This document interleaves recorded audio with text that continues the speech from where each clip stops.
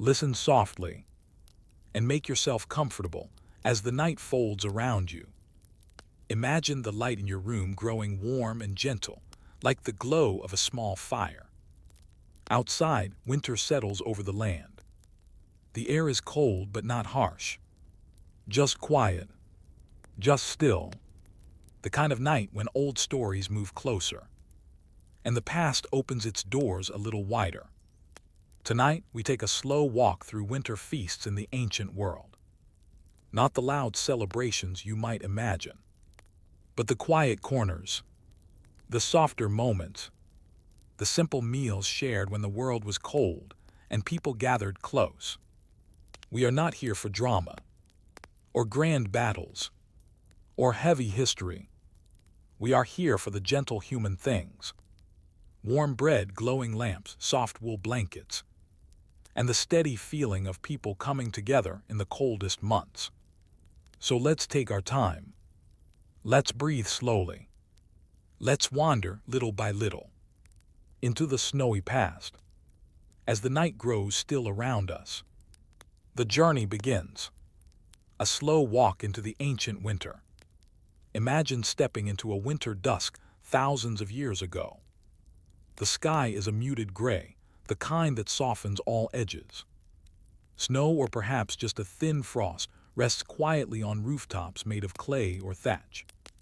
The world is simpler. No engines, no screens, no bright lights.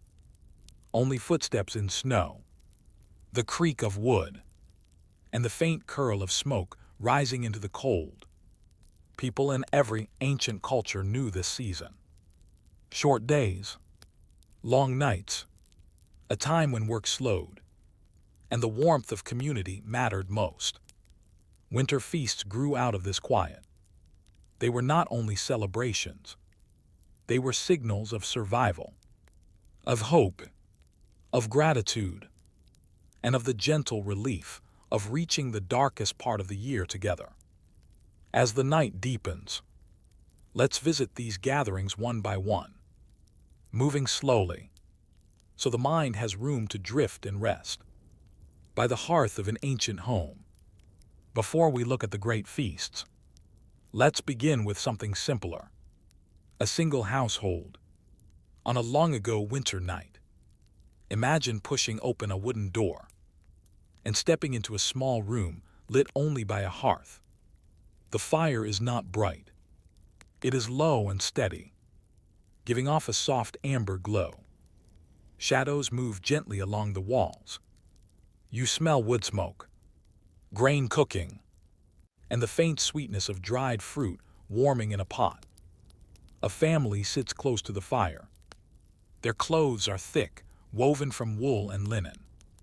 Their hands are rough from work, but tonight they rest on their laps, calm and still. On winter nights, ancient families often told stories. Not hurried stories, but long, meandering tales that wrapped around the room the way warm breath clouds the air. Someone tends the fire. Someone pours a warm drink. Someone hums without thinking. Outside, snow falls silently. Inside, the world feels smaller, but safer too. This quiet scene is the seed of every winter feast that ancient people would later share. Because before feasts were grand, they were simple. They were moments of warmth in a season of cold. Let's stay here for a few breaths. Feel the calm of the room, the softness of the firelight, the gentle expectation of a meal shared at the end of a long day. When you're ready, we'll step into larger gatherings.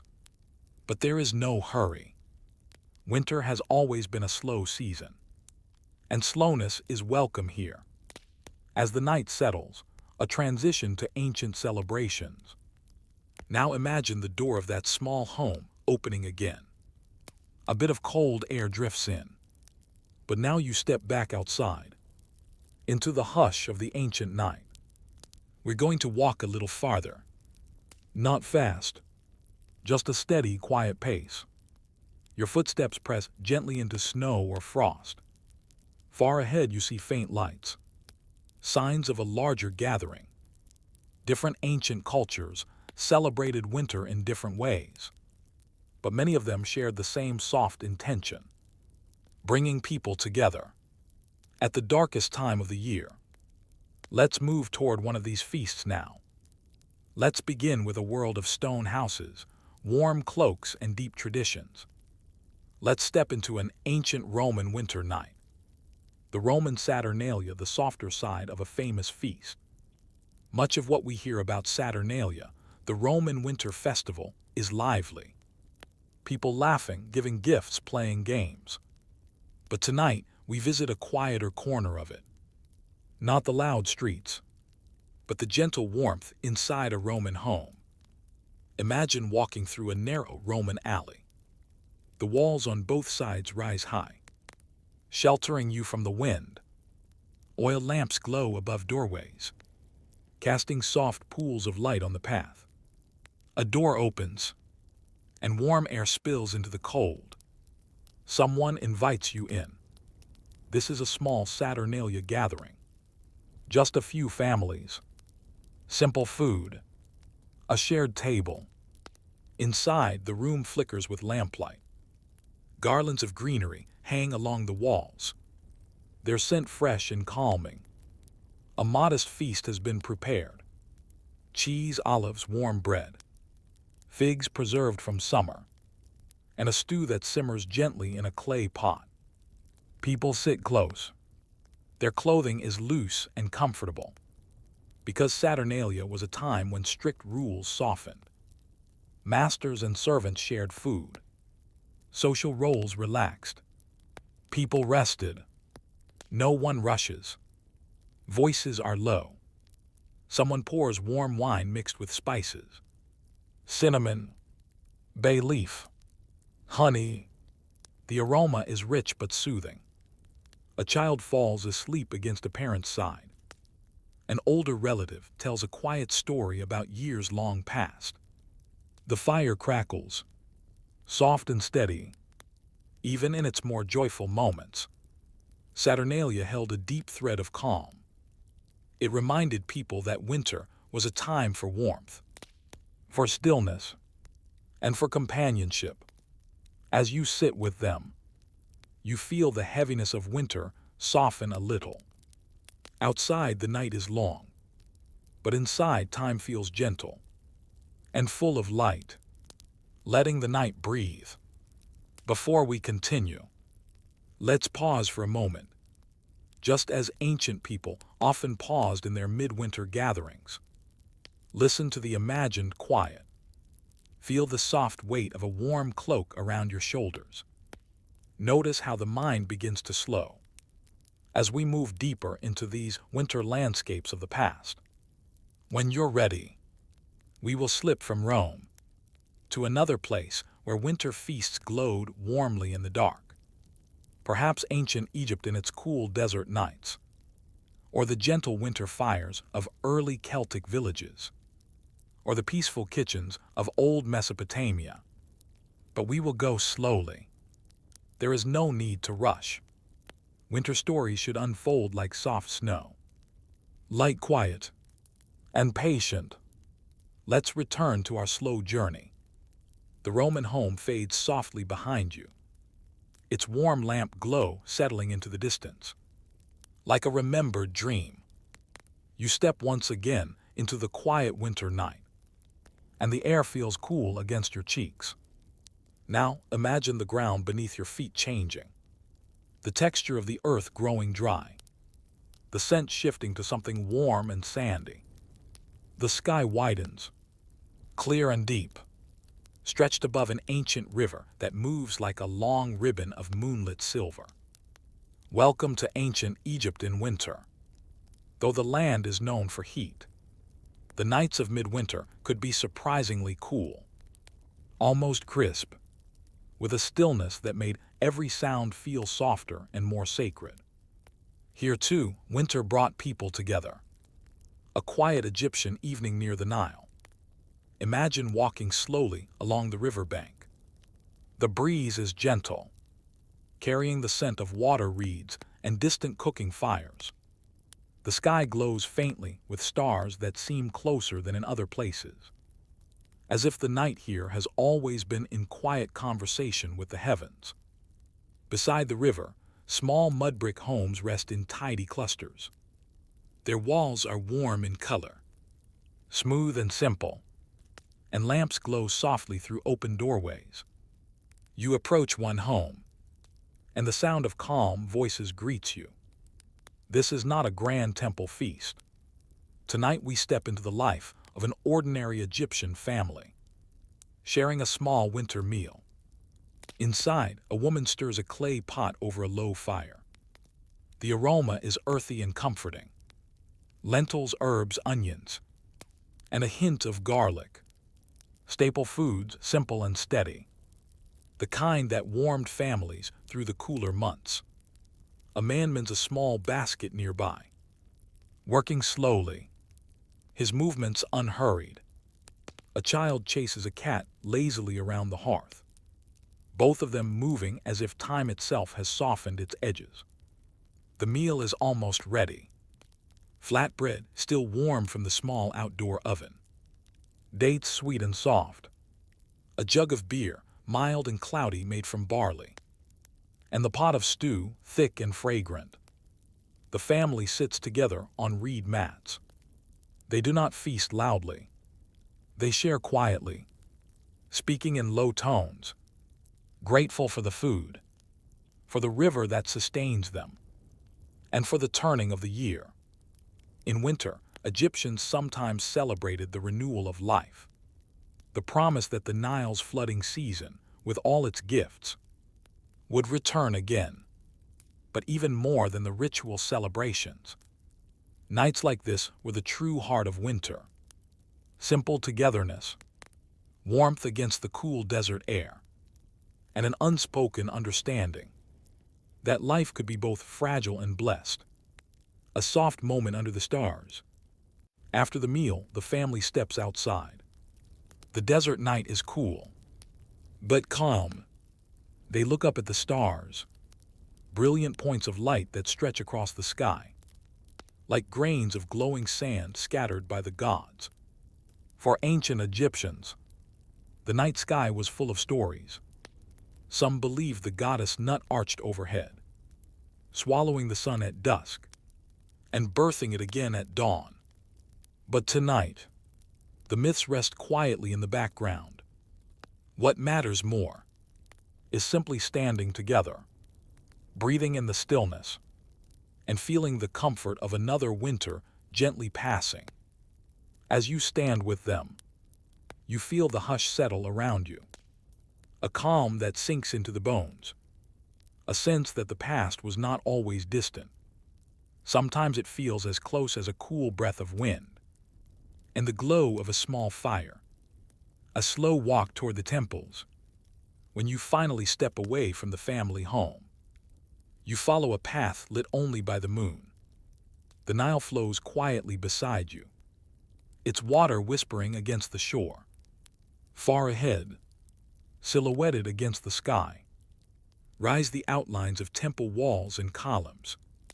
In ancient Egypt, winter months were often tied to moments of renewal, feasts honoring Osiris, or small offerings made for the health of the household gods.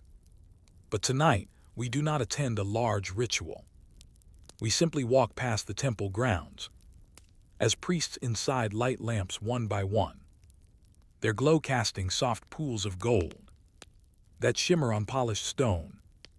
The sound inside the temple is gentle, the murmur of chanting, steady and low, like the slow breathing of a sleeping world. Even the gods seem to rest during winter nights, and you sense that the people here took comfort in that the divine and the human both slowed their pace. When the nights grew long, you linger a moment, listening, letting the calm wash over you, like the soft sweep of desert wind. As the night deepens, a pause. We have walked quite far tonight, from Rome to Egypt, from a crackling hearth to a quiet desert river, before moving on to the next ancient feast. Let's pause again. Listen to the stillness around you. Feel the cool night settling over the sands. Imagine the faint ripple of the river nearby. Let the mind drift a little. Let your breath slow. Because winter feasts, in their deepest meaning, were always about rest. The gentle kind that comes when people gather close against the long night. When you are ready, simply say continue, and we will travel to another ancient world, perhaps to the soft smoke-filled halls of early Celtic villages, or the quiet winter kitchens of Mesopotamia, or the warm wooden houses of the ancient far north. The Egyptian night slowly fades, like a lantern being dimmed. The cool desert breeze softens. The stars melt gently into mist, and the sound of the Nile becomes just a quiet memory, resting somewhere in the back of your thoughts. Now imagine the air growing different. Damp, crisp, carrying the scent of earth and evergreen.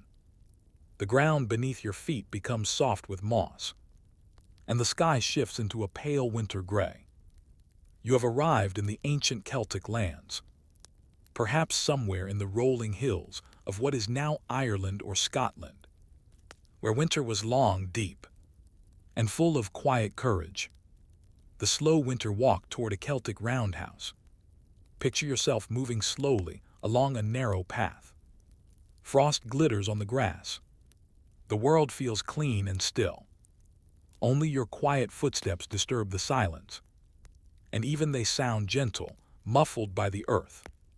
Ahead you see a cluster of roundhouses, their roofs made of thatch, their walls woven from wattle and daub, glowing softly from within, as warm firelight shines through tiny openings. In the winter months, these homes were like sanctuaries. Inside them, families gathered around a single central hearth that burned night and day, a flame that offered warmth, food, light, and comfort. In the darkest season, as you walk closer, the smell of wood smoke greets you. It is rich and warm, with hints of peat and herbs. Someone lifts a hide curtain and invites you inside. Inside the Celtic roundhouse, step in slowly.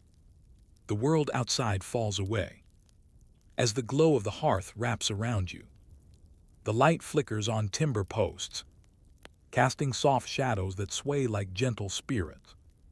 Dancing near the fire, the roof curves above you, dark and protective, making the space feel like a warm, safe nest.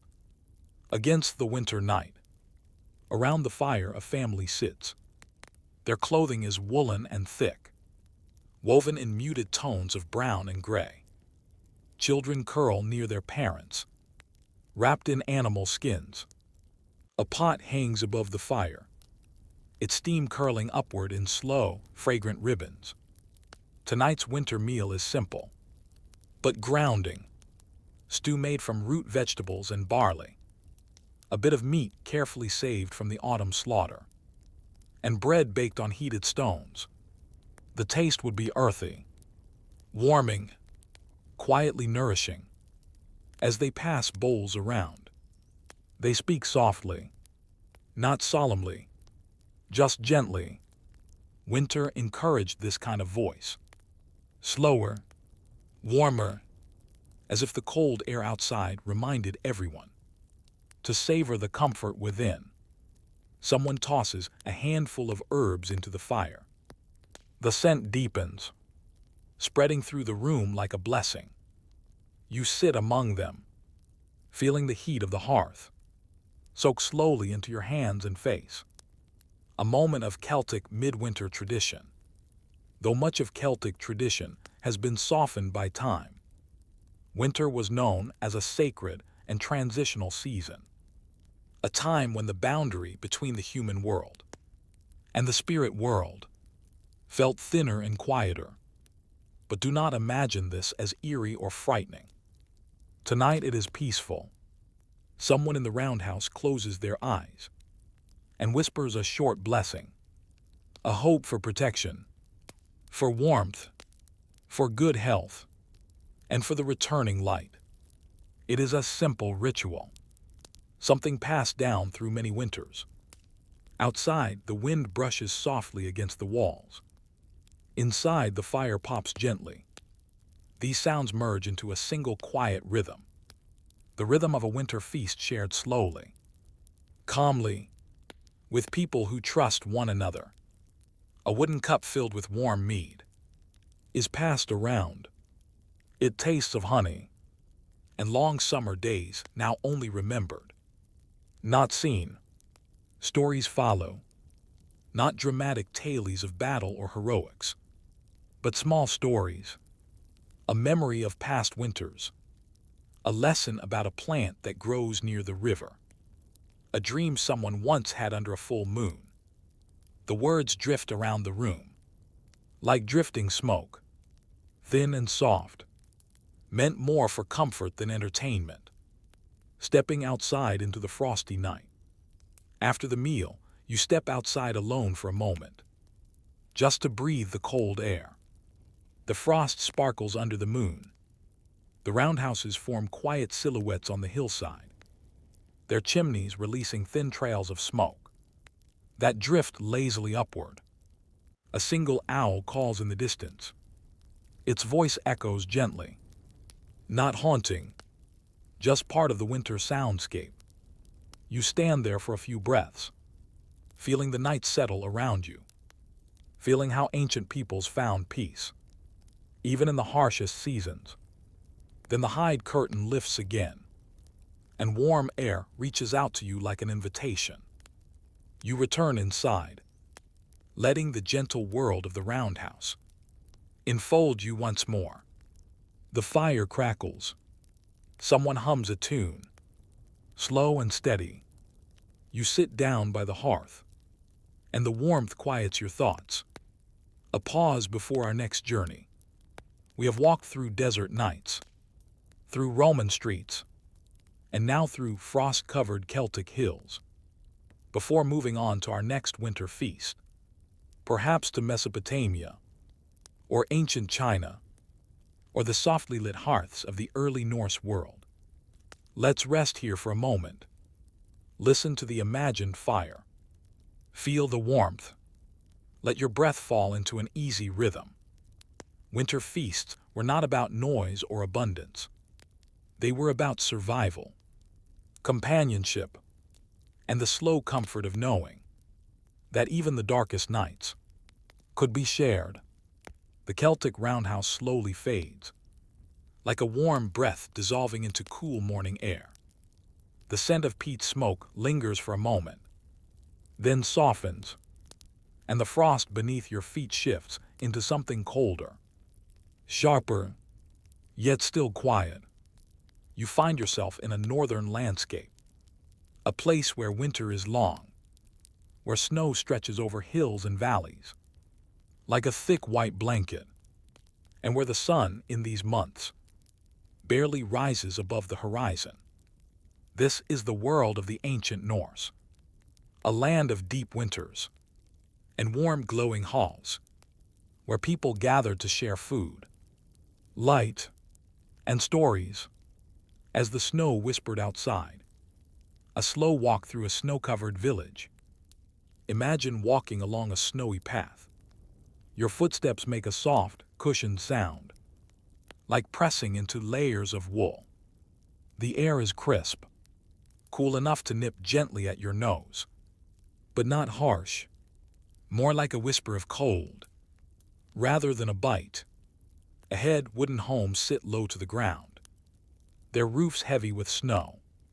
Smoke curls upward from small openings near the top, spilling into the pale winter sky in thin gray streams. The village feels peaceful, calm, protected by the blanket of winter. Light glows warmly through small slits in the hall you're approaching. A longhouse built from timber, its structure sturdy and comforting, like a great wooden guardian standing watch through the long nights. Inside, you can already hear soft voices, the murmur of gentle conversation, and the slow, rhythmic crackle of a central fire. Someone opens the door for you. Warmth slips out like a greeting.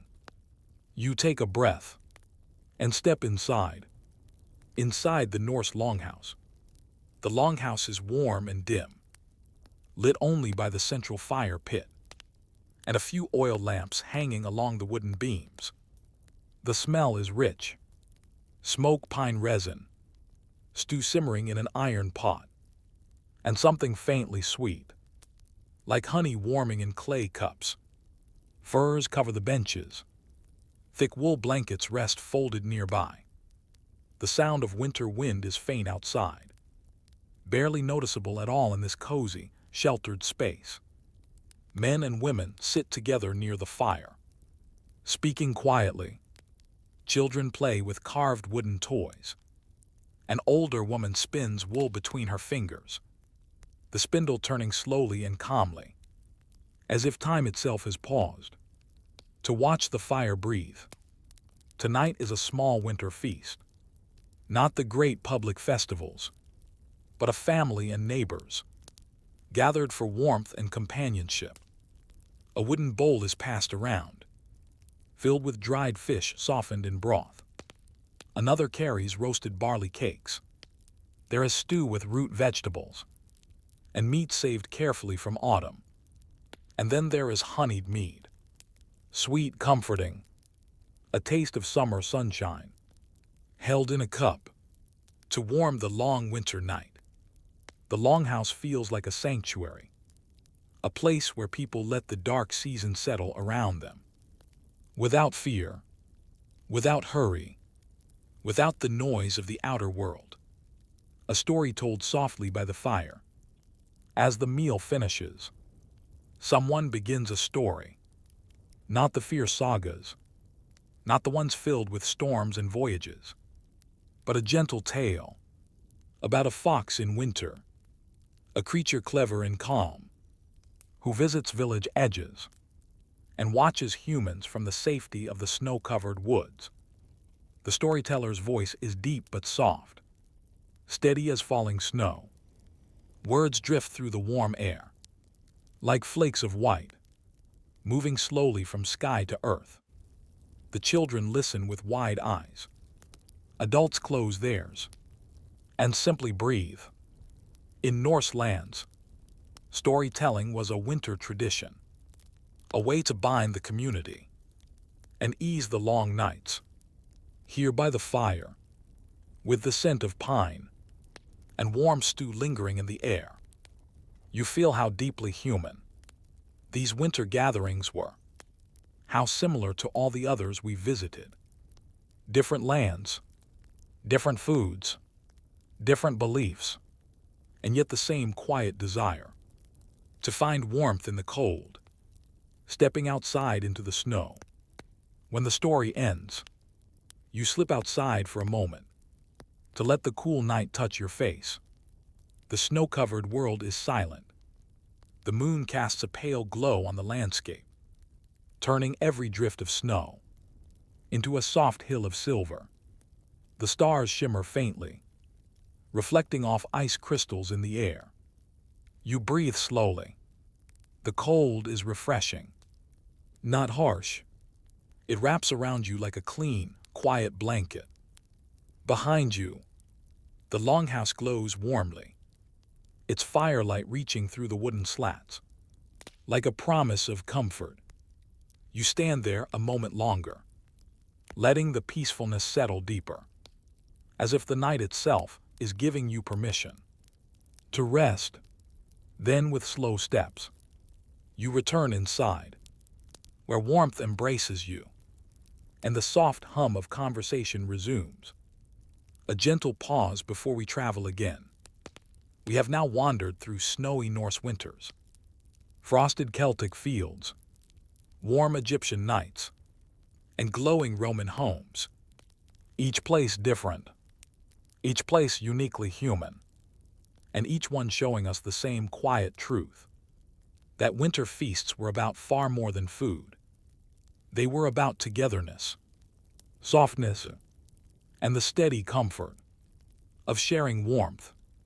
Before we move on, perhaps to ancient China, or Mesopotamia, or the hearths of early Greece, let's pause, take a breath, let the calm of the longhouse linger.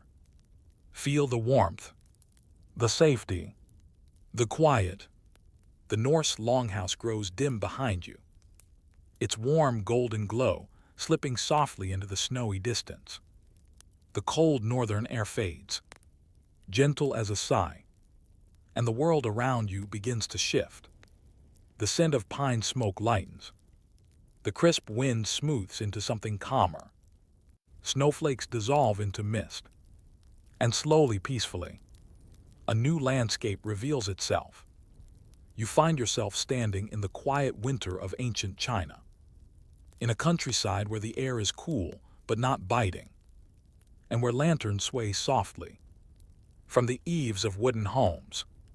The world here is delicate, quiet, and full of small details that make winter feel thoughtful and serene. A slow walk along a frosted path. Imagine walking along a narrow stone path dusted with frost. Bamboo rustles faintly in the winter breeze, its leaves whispering in soft, measured tones. Ahead, small houses cluster near a still pond. Their curved roofs catch the pale winter light, and thin trails of smoke rise, like brushstrokes painted into the sky. A dog lifts its head, watches you for a moment, then settles back down near a doorway. Winter here does not roar. It murmurs. It breathes. It invites reflection and rest. You follow the path toward a warm glow. A family preparing for a quiet midwinter meal. Something simple. Something peaceful. Something shared with gratitude. Inside a warm Chinese home, you step through a wooden doorway into a room lit by paper lanterns. Their light is gentle, softened by red and gold silk, creating a warm and comforting glow that feels both ancient and timeless. A small brazier burns charcoal in the center of the room. Above it, steam rises from a clay pot, where winter vegetables and tofu simmer slowly, in a fragrant broth seasoned with ginger and a hint of rice wine. The scent is soothing, warm, slightly sweet, deeply comforting. A woman arranges dumplings, each one small, neat, filled with minced vegetables and a little meat saved for this special time of year. A man sets out small porcelain cups for warm rice wine or tea. The cups clink quietly, like soft bells. A child chases a drifting thread of smoke with her fingers, laughing under her breath, so as not to disturb the calm mood of the evening. The air is warm. The lamps glow steadily. Everything feels gentle and unhurried. A quiet midwinter meal. The family sits down together on low wooden stools. They invite you to join them. The meal begins not with loud celebration, but with soft words of appreciation. Thanks for food, for warmth, for health, for making it through the cold season so far. You hold a warm cup of tea between your hands. The heat seeps into your palms, relaxing your fingers, your wrists, your breath. Bowls of winter dishes are passed around. Pickled vegetables, steamed buns, slices of lotus root, a plate of oranges saved for this time of year. The flavors are gentle but full, the kind of food that warms slowly and leaves the body feeling calm and settled. Winter feasts in ancient China were not always lavish.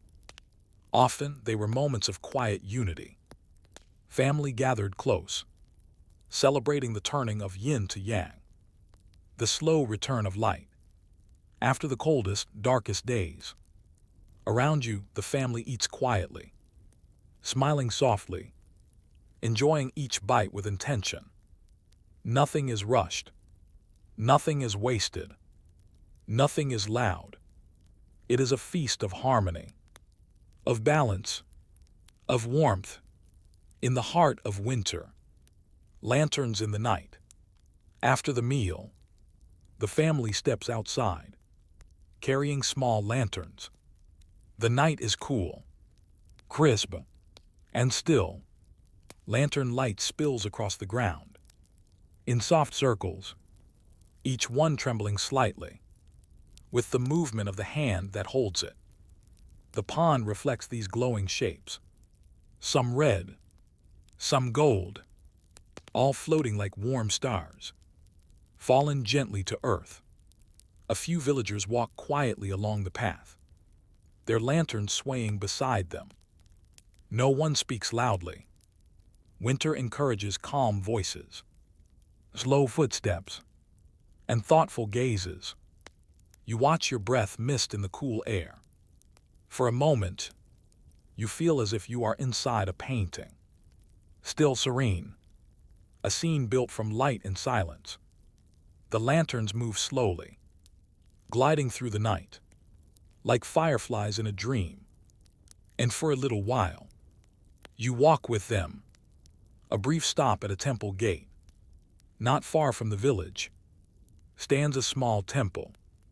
Its entrance is marked by stone lions, dusty with frost, watching the path with silent patience.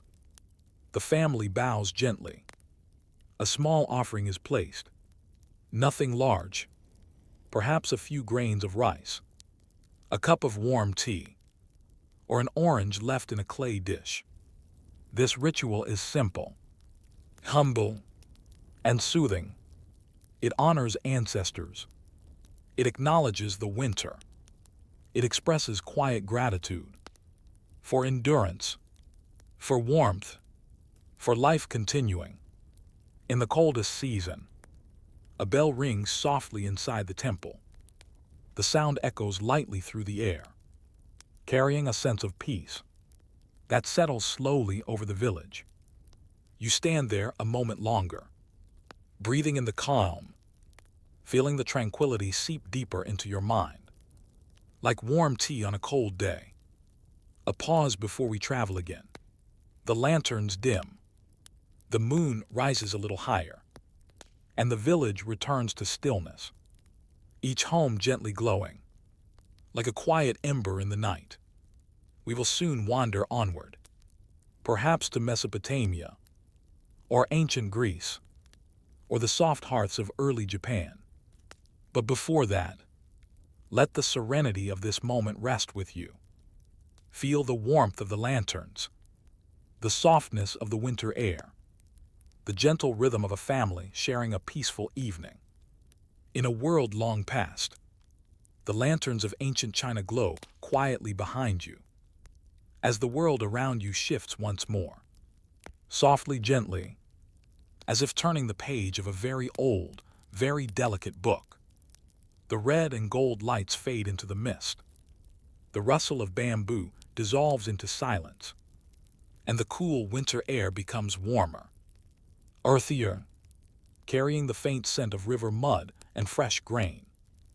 You find yourself standing in the cradle of civilization, ancient Mesopotamia, where the Tigris and Euphrates rivers wind through the land like long, shimmering ribbons. Here, winter is mild compared to the northern lands, but still cool enough for people to gather close, around the warmth of hearths and clay ovens glowing softly in the dark. A gentle walk through an early city. Imagine stepping through narrow streets, lined with mud brick houses. Their walls are smooth, sun-baked, and tinted with warm shades of brown and gold. The paths are quiet tonight, softened by thin layers of silt, left behind by the river's gentle rise. You hear faint murmurs from behind closed doorways, families preparing evening meals, children laughing softly, the warm hum of life, moving at a calm, unhurried pace. Ahead of you, a small courtyard opens up. beneath a sky brushed with pale winter stars. A soft light glows from within. Someone waves, inviting you inside to share a winter feast, rooted in some of the earliest traditions of communal warmth. Inside a Mesopotamian home, the room you enter is simple, but full of gentle comfort. A clay oven sits in the corner, its round shape glowing faintly. From the warmth within, a woman works quietly at a low table, shaping dough into flat rounds. You smell barley flour, sesame, and the richness of oil pressed from ancient seeds. Nearby, a man stirs a small pot, filled with lentils and herbs. The aroma is earthy, warm, like the scent of the land itself. A child sits cross-legged on a mat, sorting dates and nuts into neat little piles. The room glows with lamplight, soft and golden, reflecting off clay vessels and woven baskets. Winter feasts in Mesopotamia were often simple, intimate affairs, less about large rituals and more about the comfort of home, the turning of the seasons, the familiar rhythms of life. In a land shaped by rivers, a quiet winter meal by the hearth, the family invites you to sit with them. On soft reed mats, they place warm bread before you, fresh from the oven, its surface slightly crisp, its interior soft and fragrant. You tear a piece slowly. Steam rises, carrying the scent of roasted grain. Next comes a bowl of lentil stew, with a drizzle of sesame oil. It warms your hands, your breath, your chest. There are figs softened in warm water, and dates stuffed gently with crushed nuts. A jug of barley beer is offered, mild and cloudy, tasting faintly of sweetness and earth. The family eats quietly, with the comforting rhythm of people who have shared many nights like this. There is no rush, no ceremonial grandeur, just the gentle, steady act of nourishing one another. In the cool of winter, outside, the faint sound of flowing water from a nearby canal mixes with the soft crackle of the oven. The room feels calm, rooted, peaceful, a soft story from the past. As the meal winds down, the elder of the household begins to speak. His voice is low, slow, like stepping carefully across river stones. He tells a story of the rivers, how they bring life each year, how they rise and fall, how people depend on their rhythms, the way a heartbeat depends on breath. It is not a tale of drama, but one of gentle observation, a reminder that life is steady, continuous, a cycle that carries people through each season with quiet persistence. The children lean in closer. The adults listen with soft smiles.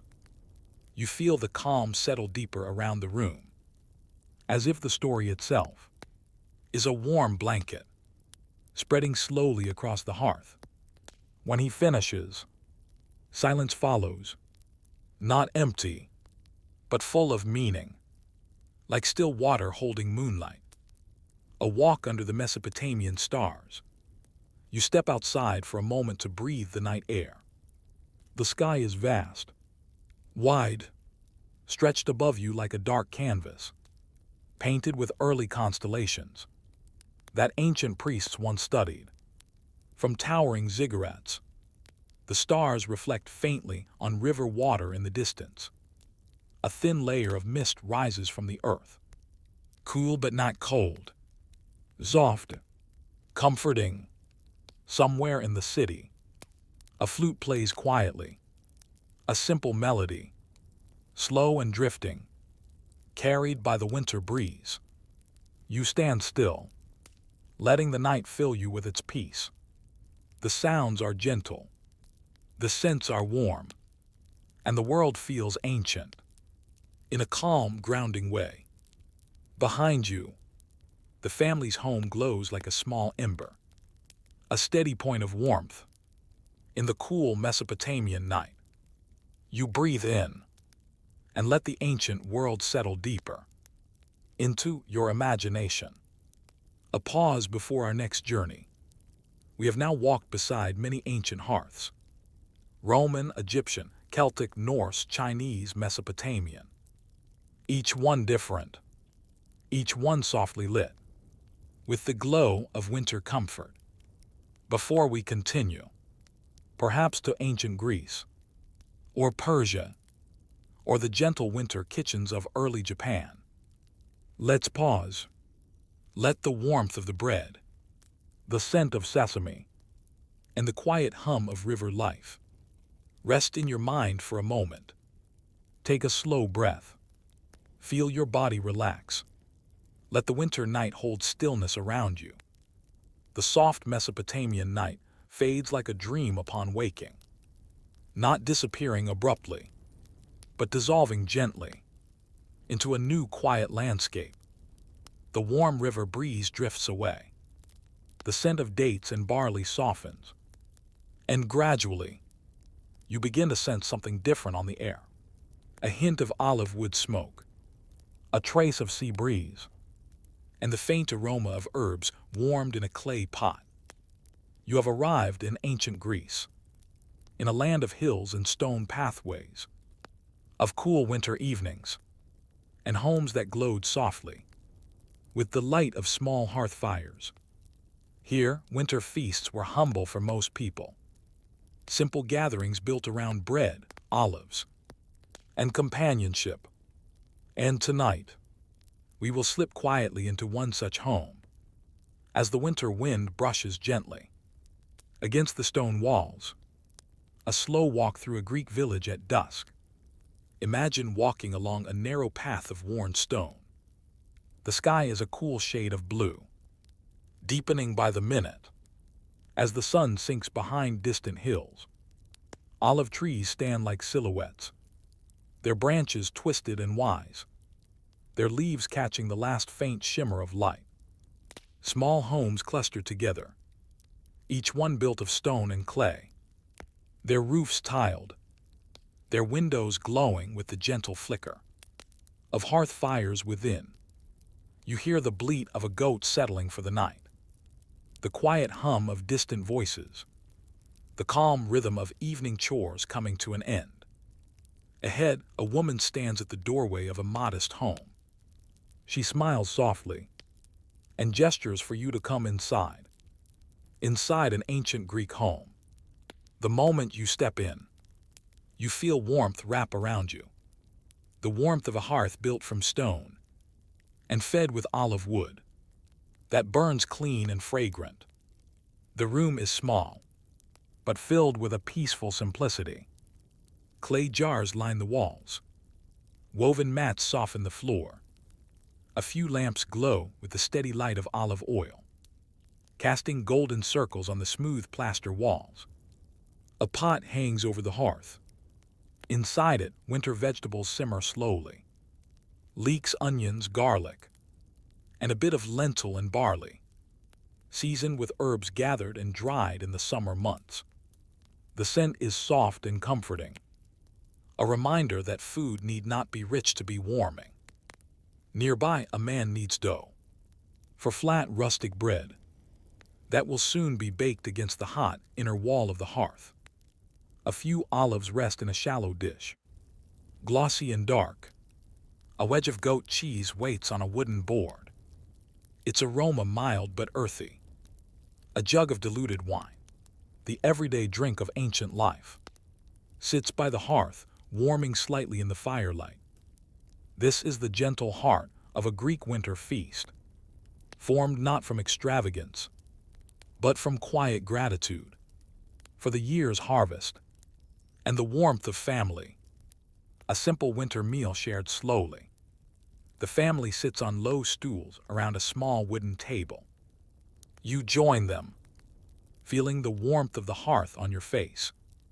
and the calm stillness of evening settle into your shoulders. Bread is passed first, warm, fragrant, with a crackling surface and a soft center. Next comes a bowl of vegetable stew. It is comforting in its simplicity, hearty but gentle, warm but not heavy.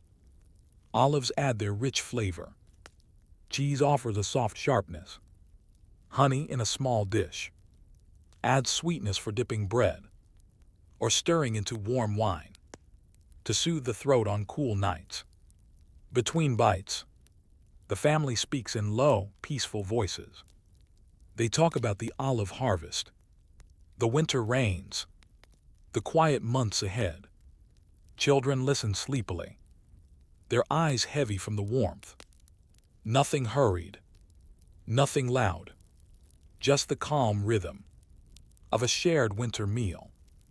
You feel yourself relaxing deeper, your breath matching the slow pace of the room, your thoughts drifting like soft smoke toward quieter corners. A gentle tale by the fire. As the meal ends, the eldest member of the household begins to tell a story, not one of the grand epics, not of heroes or gods in battle, but a simple myth, a quiet one, about the seasons. He tells of Demeter, the goddess of the harvest, and how her sadness during her daughter's absence brought winter to the world. But he speaks not with sorrow, only with understanding, a reminder that winter, in Greek thought, was a time of rest, a time of waiting, a time when the earth slept, so it could awaken again in spring. The story winds softly. Around the glowing room, the fire crackles gently. A lamp hums faintly. Someone shifts a blanket closer around their shoulders. You listen, feeling the calm symbolism settle into the stillness of the winter night, stepping outside into the cool Greek air. When the story ends, you step outside for a moment to breathe the cool night air. A soft wind moves through the olive trees, rustling their leaves. In delicate whispers, the moon hangs low, casting silver light over stone paths and terracotta rooftops. You hear distant waves from a quiet shore, just a soft rhythm, lapping gently at the sand. Greece in winter is peaceful, more silent than the bustling months of summer, more introspective, more tender. You stand still, letting the calm seep into you, like warm honey spreading slowly across bread. Then you return inside, where the firelight continues to glow, and the warmth welcomes you back. A pause before our next journey. We have now wandered through many worlds, each one offering a hearth, a meal, a moment of winter quiet, before we step into the next ancient culture, perhaps Persia, or early Japan, or the winter markets of ancient Judea. Let's rest here for a breath. Feel the stillness of the olive groves, the warmth of the hearth, the gentle cadence of ancient voices. The cool Greek night fades slowly, as if the moonlight itself folds away like silk. The soft rustle of olive leaves grows distant, and the sea breeze settles into stillness. In its place, a new sensation gathers around you.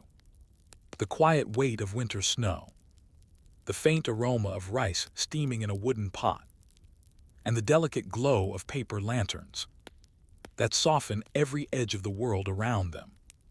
You have arrived in early Japan, perhaps during the Heian period, when winter nights were long and gentle, and people found comfort in small rituals of warmth, food, and togetherness. Here, winter feasts were not extravagant, not loud, but carefully prepared, balanced, and deeply comforting. Let us slip into this tranquil scene. A snowy walk through a quiet village. Imagine walking along a narrow path, covered in a thin layer of snow. It crunches softly beneath your feet, like the faint rhythm of distant drums. The homes around you are built of wood, with sloping roofs designed to shed snow. In soft, steady waves, their paper windows glow warmly. From the fires within, tall cedar trees stand silently nearby, their branches holding pockets of snow that shimmer faintly beneath the pale winter moon. The air is clean, cool, so quiet you can hear your own breath, mixing with the night.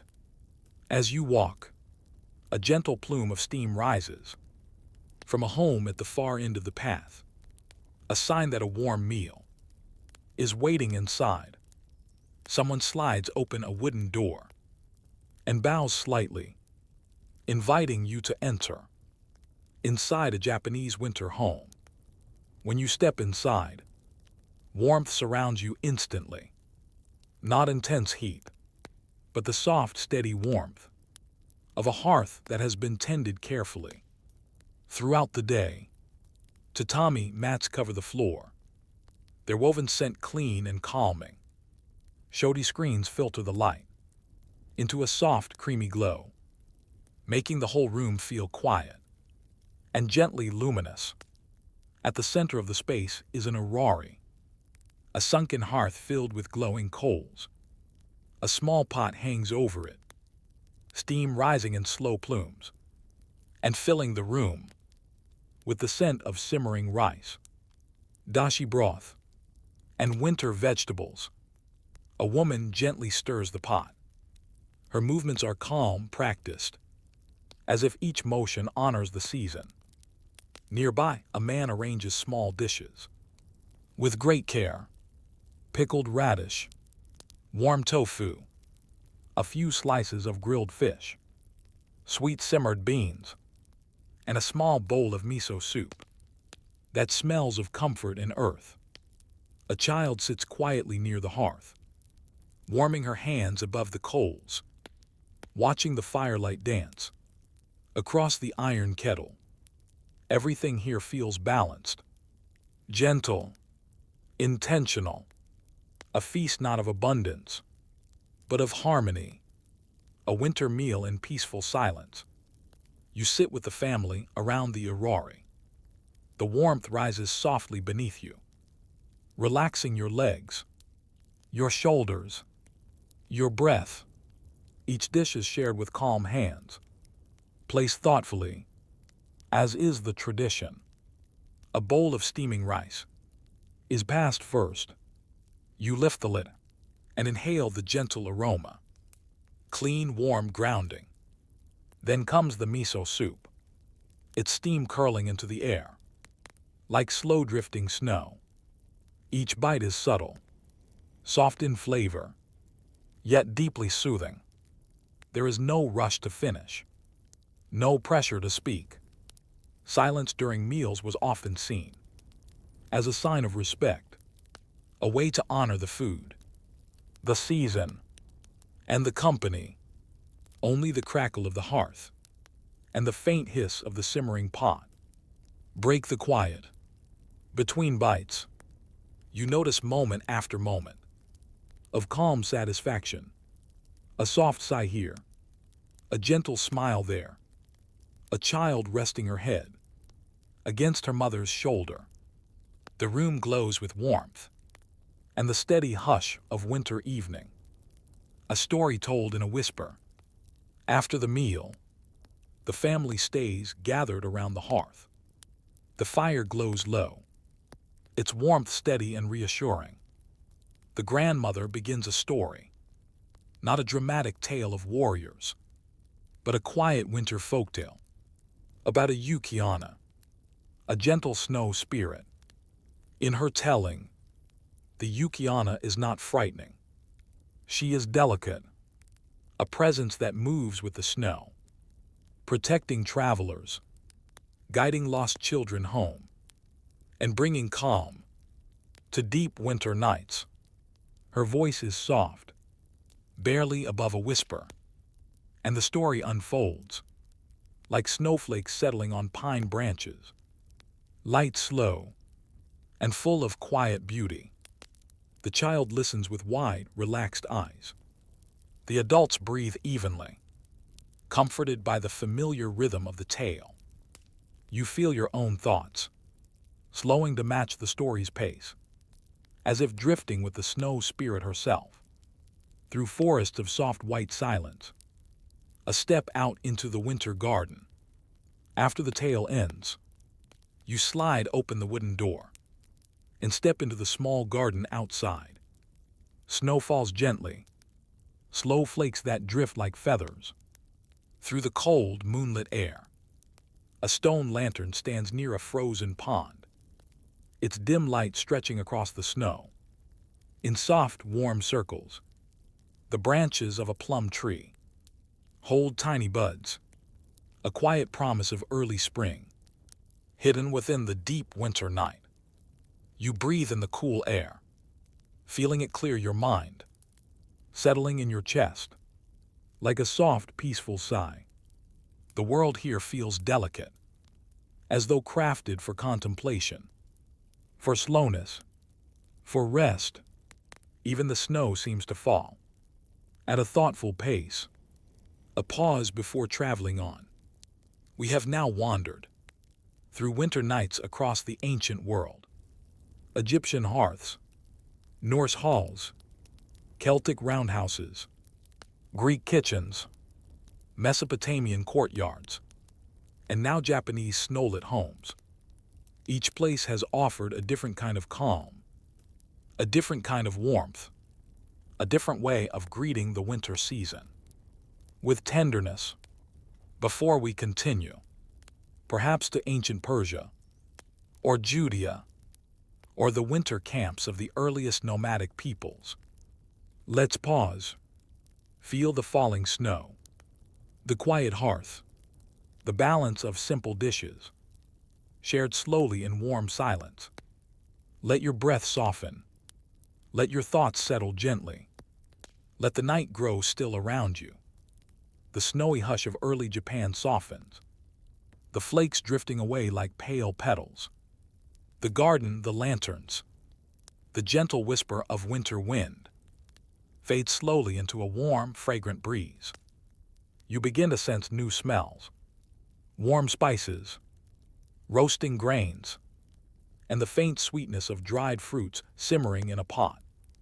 The snow under your feet becomes sandier. The night air grows soft, mild, with a glow that feels ancient and steady.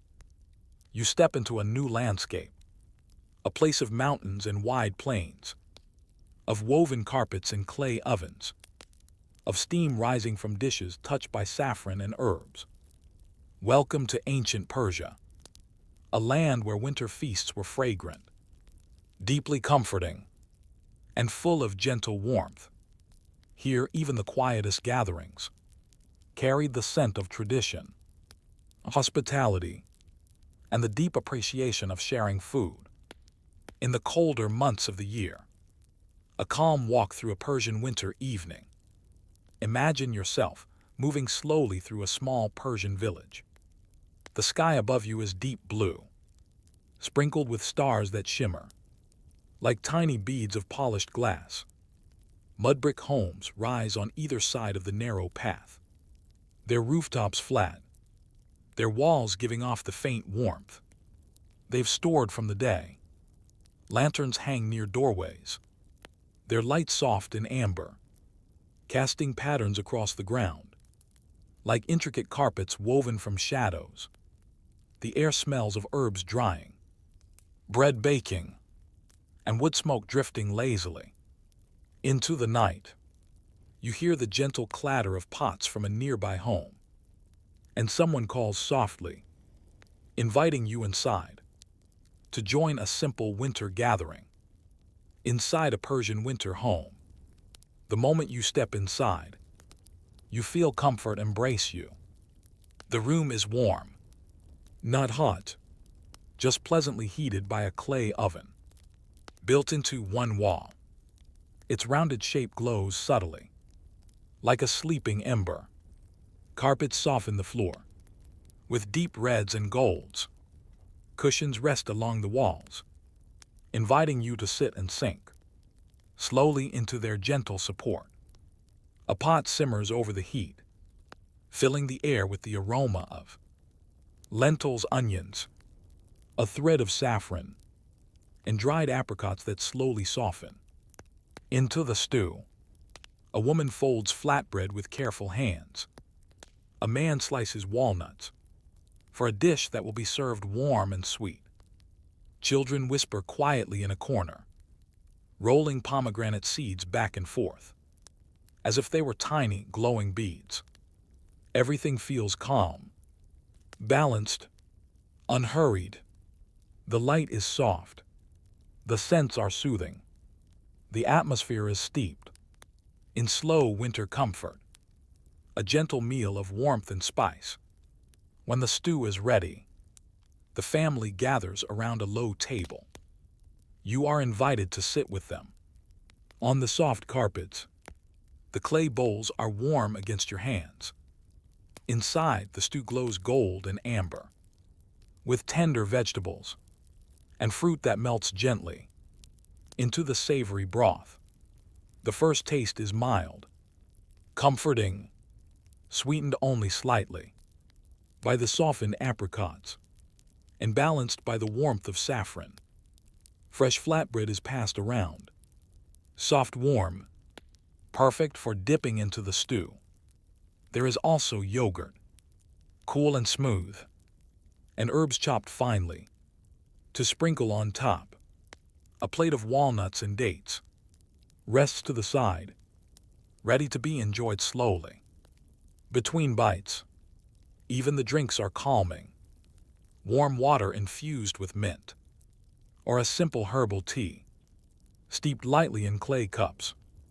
The family speaks softly, their voices carrying a peaceful cadence that matches the flickering of the lanterns. There is no rush to finish, no sense of urgency, only the gentle act of sharing warmth. In the heart of winter, a tale told beneath soft lantern light. After the meal, the elder of the home begins to tell a story.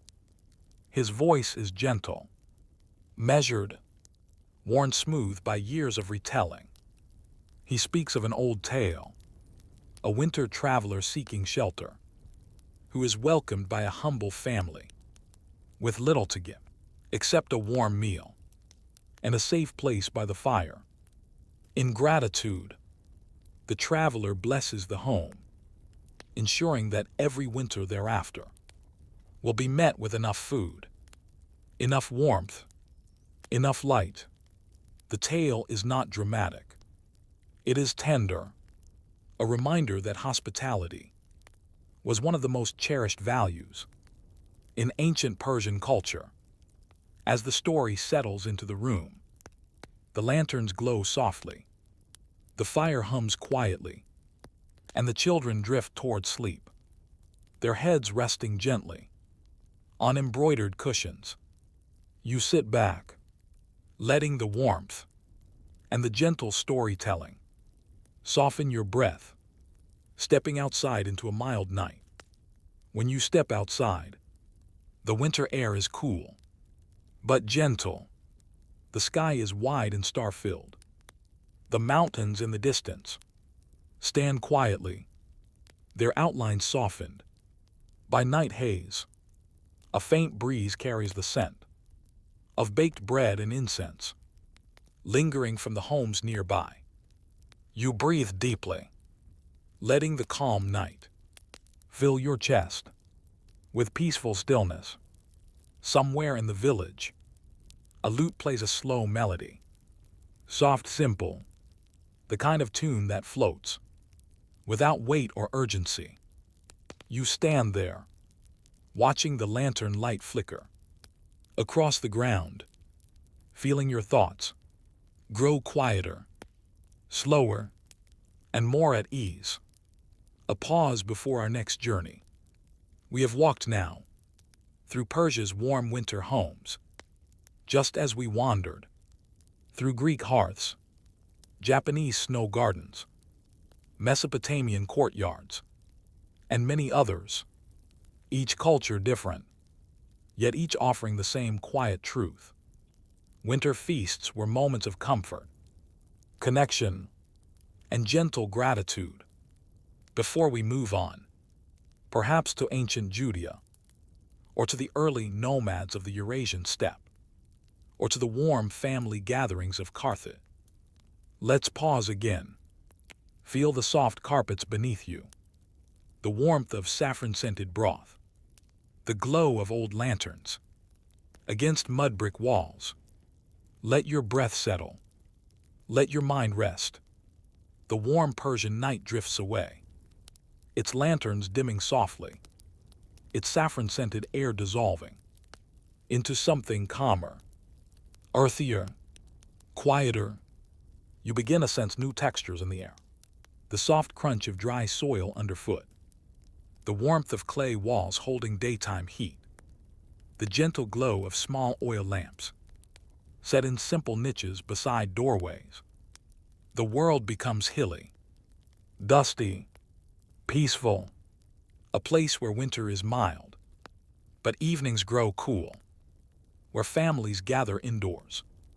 As darkness settles slowly over the land, welcome to ancient Judea, a land of olive groves, stone homes, and winter tables laid with humble foods, shared in soft companionship. Here, winter feasts were quiet moments, family meals, gentle rituals, and prayers whispered under lamplight. Tonight, you'll step into one such gathering, a stroll through a Judean village at dusk. Imagine walking along a narrow path between stone houses. The light of dusk paints the world in warm shades of rose and amber. Olive trees stretch their branches above the rooftops, their leaves catching the last touches of fading sunlight. The air is cool, carrying the scent of baked bread, fresh herbs, and warm olive oil. A few goats settle into their pens, bleating softly. A donkey shifts its weight in a nearby courtyard. Lamps begin to glow, one by one, as families prepare to settle in for the quiet hours of winter evening. Ahead, a soft voice calls out to you, an invitation to enter a home where a simple midwinter meal is being prepared. Inside a stone house filled with lamplight. Step inside. The room is small, but warm. Walls of pale stone reflect the glow of two oil lamps, set into carved niches. Their flames flicker gently, casting shadows that sway with the slow rhythm of the fire. Baskets of dried figs and dates rest along one wall. Clay jugs filled with olive oil and wheat are stored carefully for the winter months. A woman kneels near a small hearth, stirring a pot of lentils with garlic and herbs. Simple, fragrant, a dish meant to warm the body and calm the spirit. Beside her, flatbread bakes on a hot stone, its edges puffing slightly. As it cooks, a man sets out bowls, mismatched but cherished, each one shaped by hand, each carrying the story of someone's craft. A child sits near the door, stringing dried figs together to store for later nights. The family welcomes you with gentle smiles and gestures of hospitality that require no words. The room feels peaceful, grounded, steady, a simple Judean winter meal. The family sits around a low table, knees tucked comfortably beneath them. The meal begins with a blessing. Quiet, slow, a soft expression of gratitude for food, for family, for the turning of the seasons. Their voices blend gently, like the hum of a distant river.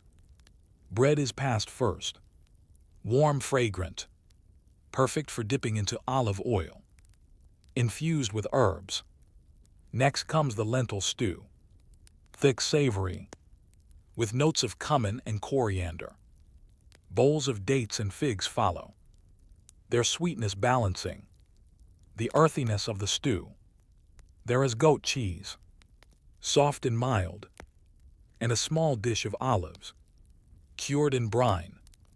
A jug of watered wine sits nearby, enjoyed slowly, in small clay cups. Nothing extravagant, nothing hurried, just a feast of winter gratitude. Modest, nourishing, comforting. The room glows softly as the family eats in calm conversation. Children lean against their parents. Adults speak in low, warm tones. The lamps flicker gently, their flames steady but relaxed. A quiet story beneath lamp glow. After the meal, one of the elders begins a soft story, a memory from a winter many years ago. He speaks of shepherds, sitting on the hillsides, sharing bread and dried fruit, watching the night sky as the winter stars shimmered with remarkable clarity. He tells of hope in hard seasons, of light returning after darkness, of the quiet joy found in gathering together against the cool winter air. His voice is slow, gentle, soothing. The family listens in silence, letting the old story wrap around them like a warm cloak.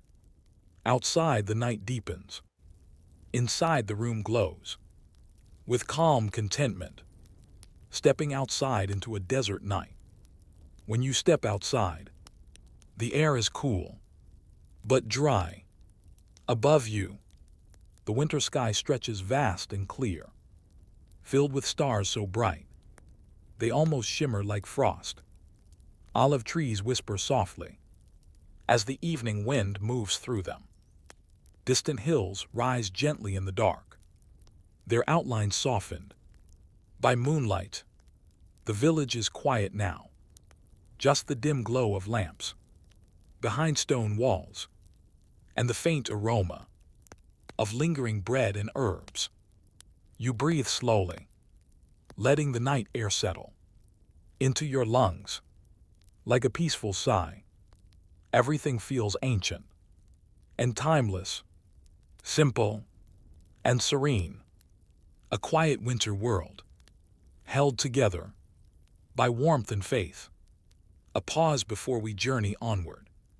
We have now wandered through Judean winter homes, just as we visited Persian hearths, Japanese snowlit gardens, Greek stone kitchens, and many others, each culture different, each one offering its own version of winter comfort, and yet all of them share the same gentle truth, that winter feasts, however simple, were a way to hold on to warmth in a world of long nights.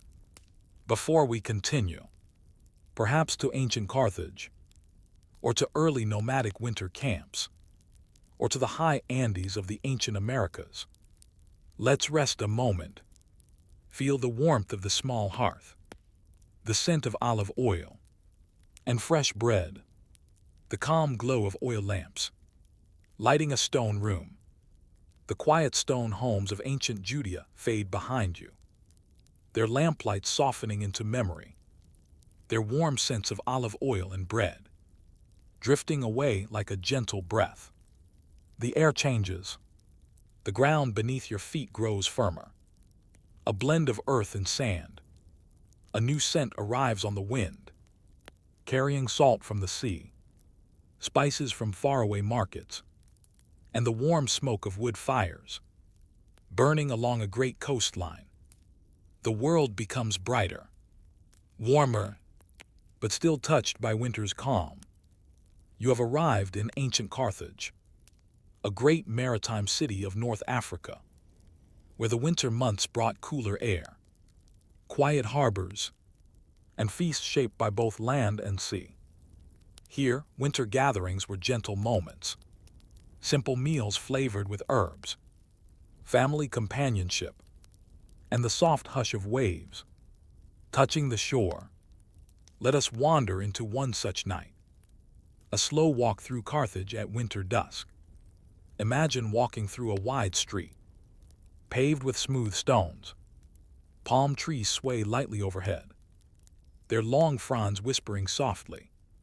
As the evening breeze settles in, shops have closed for the day, their goods covered, their shutters drawn, yet the air still carries faint traces of spices and cured fish, of grains and fresh fruit, sold earlier beneath the winter sun.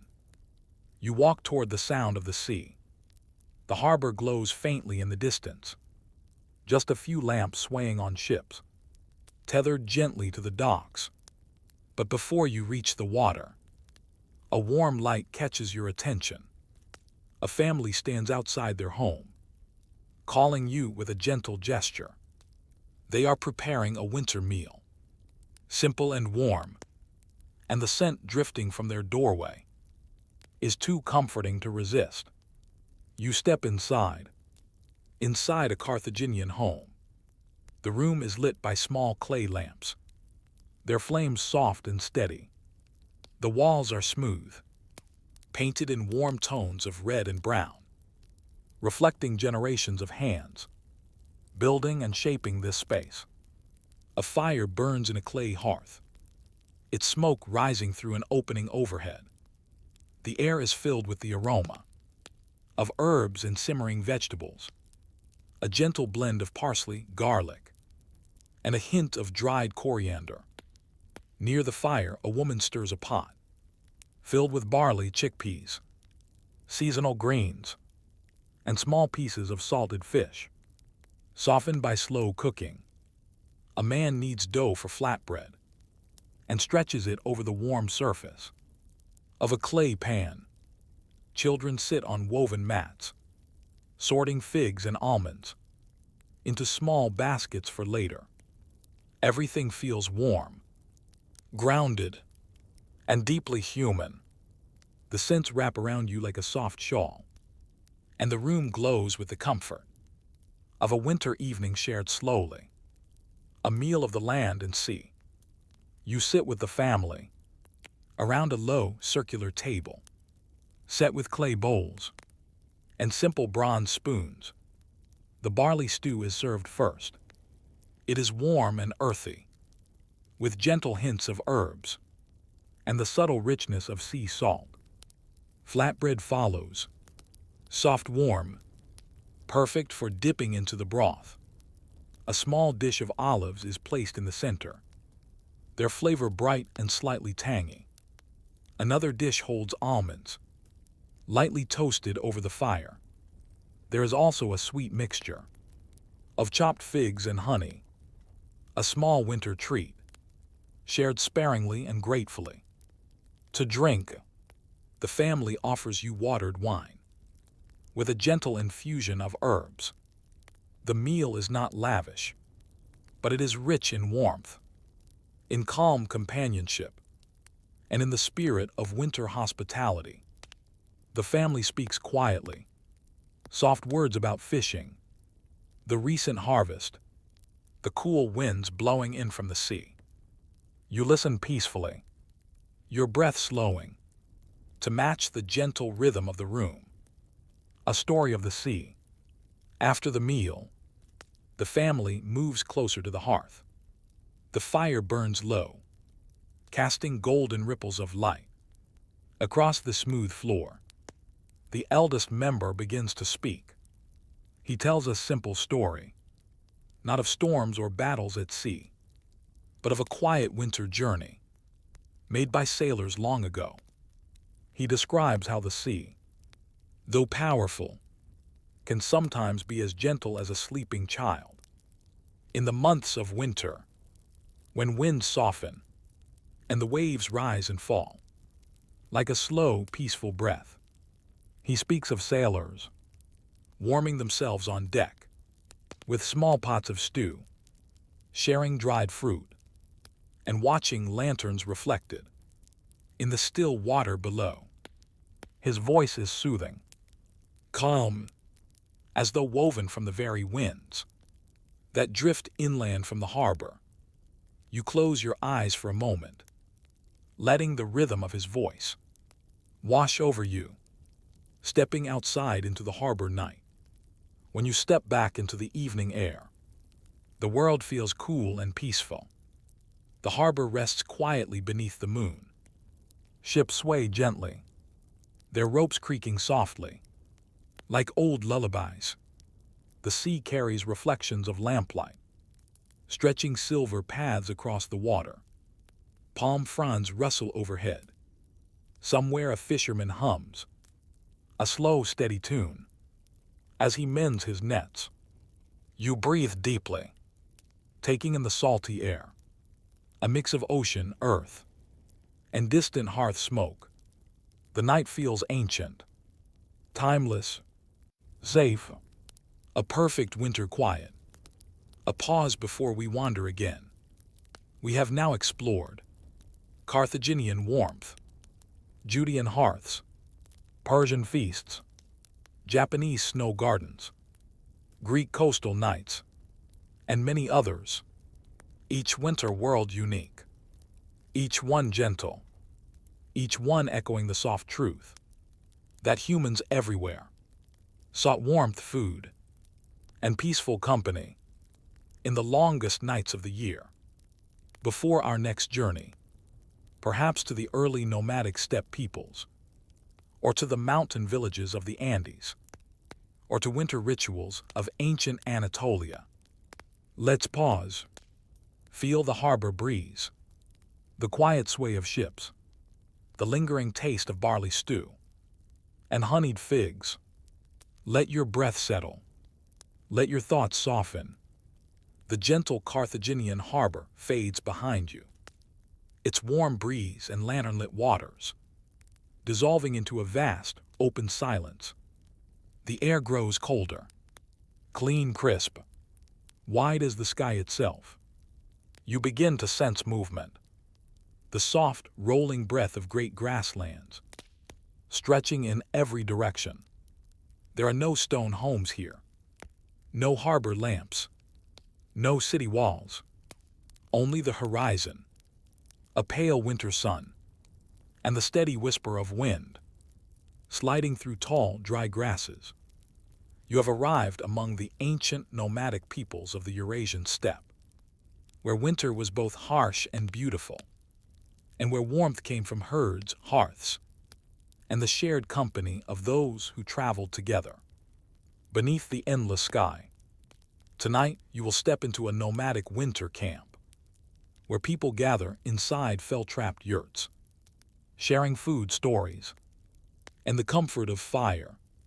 Across the winter steppe, picture yourself walking slowly across frozen ground that crunches softly beneath your boots.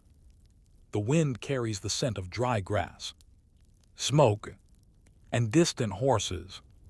Far ahead, a ring of yurts stands against the horizon, round, low structures, covered with thick felt, to keep out the winter cold. Smoke rises from their roofs, in thin, wavering trails, carried away by the steady wind. Near the camp, horses stand quietly, breath steaming in gentle clouds. A dog trots past, glancing up at you with calm, intelligent eyes. As you approach, you hear soft voices inside the nearest yurt. A curtain lifts, and a warm invitation beckons you inside a warm, quiet yurt. The moment you step in, the world changes. Cold air stays outside. Warmth wraps around you, thick, comforting, radiating from a central hearth, where a small fire burns steadily. The interior glows with firelight. Colorful woven rugs cover the floor and walls, their patterns rich with reds, blues, and golds. A kettle hangs over the fire, steam escaping from its spout. With a soft hiss, a woman sits nearby, stirring a pot filled with broth, meat, and winter vegetables. A simple hearty stew that warms the body. On long cold nights, a man tends the fire gently, feeding it with dried dung and wood, ensuring a steady flame that never grows too harsh or too low. Children sit curled together, under thick wool blankets, their cheeks rosy from the cold outside. Everything here feels enclosed and safe, as if the entire world has been reduced to one warm, glowing circle. A nomadic winter feast. The family begins to prepare the evening meal. You are invited to sit on a soft rug, close to the hearth. Warm bowls are passed out, made of wood, smooth from years of use. The stew inside is simple but nourishing. A blend of broth, meat, grains or root vegetables, and a touch of salt, carried with them from summer markets. Bread is offered too, flat, dense, perfect for dipping into the hot broth. A warm drink follows, perhaps fermented mare's milk, or a mild herbal tea, made from dried steppe plants. The flavors are earthy, grounding, gentle. Conversation is quiet, measured. Winter nights on the steppe were often peaceful, time set aside for rest. After long days tending animals or traveling between seasonal pastures, the wind brushes softly against the yurt's walls. Inside, the hearth crackles, filling the space with a calm, steady rhythm. A soft tale of the steppe. After the meal, an elder begins to speak. His voice is low and deep, shaped by years of traveling under open skies. He tells a quiet story about a winter long ago, a time when a great snowstorm arrived, and families gathered in yurts, much like this one. He speaks of how they shared food, kept fires alive through long nights, and listened to the horses outside, breathing steadily in the dark. He tells of the bond between people and animals, of the gentle patience required to live in a land where the wind is always moving and the horizon is always wide. Nothing in the tale is frightening. It is a story of endurance, community, and the quiet strength that winter brings. You listen as the firelight dances across his face, casting shifting shadows that sway like grass beneath a winter breeze. Stepping outside into the star-filled night. After the story ends, you step through the felt curtain, back into the cold steppe air. The sky above you is enormous, a vast bowl of stars, glimmering with extraordinary clarity. The winter constellations shine bright and steady, like distant fires scattered across the heavens. The yurts glow softly from within, each one a warm island in the grand openness of the plain. You breathe slowly. The air is crisp, cool enough to refresh, but not to sting. The soundscape is simple. The quiet shift of horses, moving in their sleep. The soft whistle of wind, traveling across the grass. The faint crackle of fires still burning inside the tents. The world feels ancient, limitless, and deeply peaceful. A pause before our next journey. We have now visited winter gatherings, from Carthage to Judea, from Persia to Japan, from Greece to Mesopotamia, and now across the great Eurasian steppe. Each place has shown us a different kind of warmth, a different way humans met winter, with care, food, and companionship. Before we continue, perhaps to the high Andes, or to early Slavic winter hearths, or to the desert fires of ancient Arabia. Let's pause. Feel the immensity of the night sky. Feel the gentle heat of the hearth, still lingering in your memory. Feel the slow calm of steppe wind brushing past your face. Let your breath steady. Let your thoughts settle. Like snow on quiet grass, the vast Eurasian steppe quiets around you. Its cold wind slowing, its endless horizon softening into mist. The stars begin to shift, their patterns changing, as if the sky itself gently turns a new page. The air grows thinner, crisper, carrying a faint scent of stone, earth, and something ancient and sacred. Slowly, you feel yourself rising, higher and higher, up into mountains that stretch like great pillars. Toward the heavens, the world grows colder, yet the cold feels serene. Clean, steady, you have arrived in the ancient Andes, a land of high peaks and deep valleys, where people once gathered in stone homes to share quiet winter meals that warmed the body and softened the long nights. Here, winter feasts were humble, crafted from what the mountains provided: potatoes, maize, quinoa, root vegetables, simple foods shaped by altitude, tradition, and deep respect for the natural world. Let us walk into one such night. A quiet path through a high-altitude village. Imagine walking carefully along a narrow stone path, your breath rising in small white clouds that disappear almost instantly into the chill mountain air.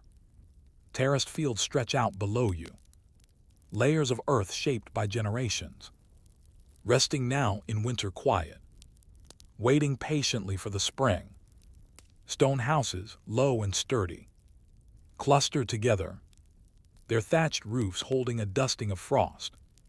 Smoke rises from a few chimneys, drifting in slow spirals, before dissolving into the thin air. The village is peaceful. All you hear is the soft crunch of your steps, the distant call of a mountain bird, and the muted murmur of water flowing through a stone channel nearby. Ahead, a warm glow shines from a doorway. You move toward it, drawn by the promise of heat, food, and quiet companionship. Inside a warm Andean home, you step through a simple doorway into a stone-walled room, lit by a small fire built in a corner hearth. The air inside is warmer, filled with earthy aromas: roasted maize, boiling potatoes, and a faint herbal scent from dried mountain plants simmering in water. The floor is covered with woven mats. Clay pots rest neatly along the walls. A family moves gently around the hearth, tending the evening meal. A woman stirs a pot of soup, a warm Andean stew, made with potatoes, local herbs, and quinoa, the ancient grain of these mountains. A man unwraps small bundles of roasted maize cobs, their kernels warm and sweet. A child pets a guinea pig resting in her lap, wrapped in a little cloth to keep it warm through the winter. The fire crackles softly, its glow reflecting off clay and stone. In warm amber tones, the room feels grounded, protected, deeply connected to the quiet rhythms of the land outside. A humble Andean winter feast. You sit with the family, near the hearth. Bowls are passed, simple clay vessels, warmed by the fire. Inside them is soup, thick, hearty, comforting, filled with tender potatoes that melt in your mouth, and grains that nourish gently. The flavor is earthy, mild yet rich, and deeply warming. Roasted maize is shared next, its kernels crunchy, lightly sweet, perfect alongside the warm stew. There may also be oca or mashua, bright-colored Andean tubers, with flavors soft and pleasant, served simply, honoring the humble bounty of the mountains. A warm herbal drink is offered, perhaps munya tea, made from mountain mint, its aroma soothing and clear. The family eats quietly, their movements slow and unhurried.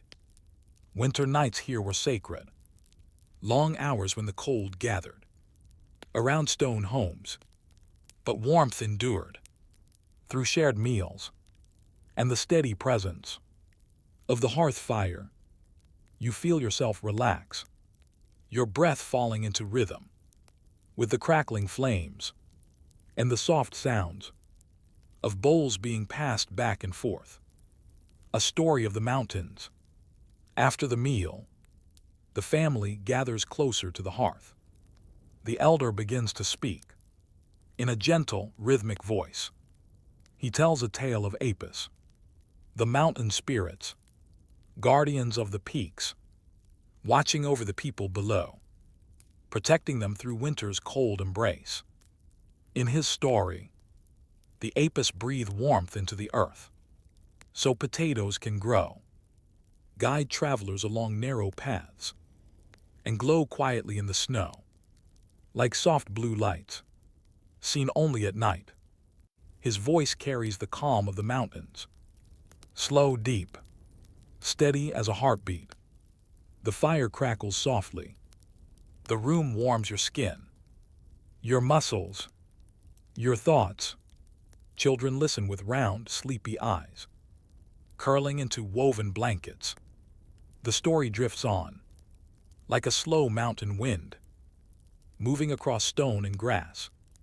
A step outside into the thin winter night. You step outside, into the crisp Andean night. The sky above is dark and vast, its stars sharp and brilliant.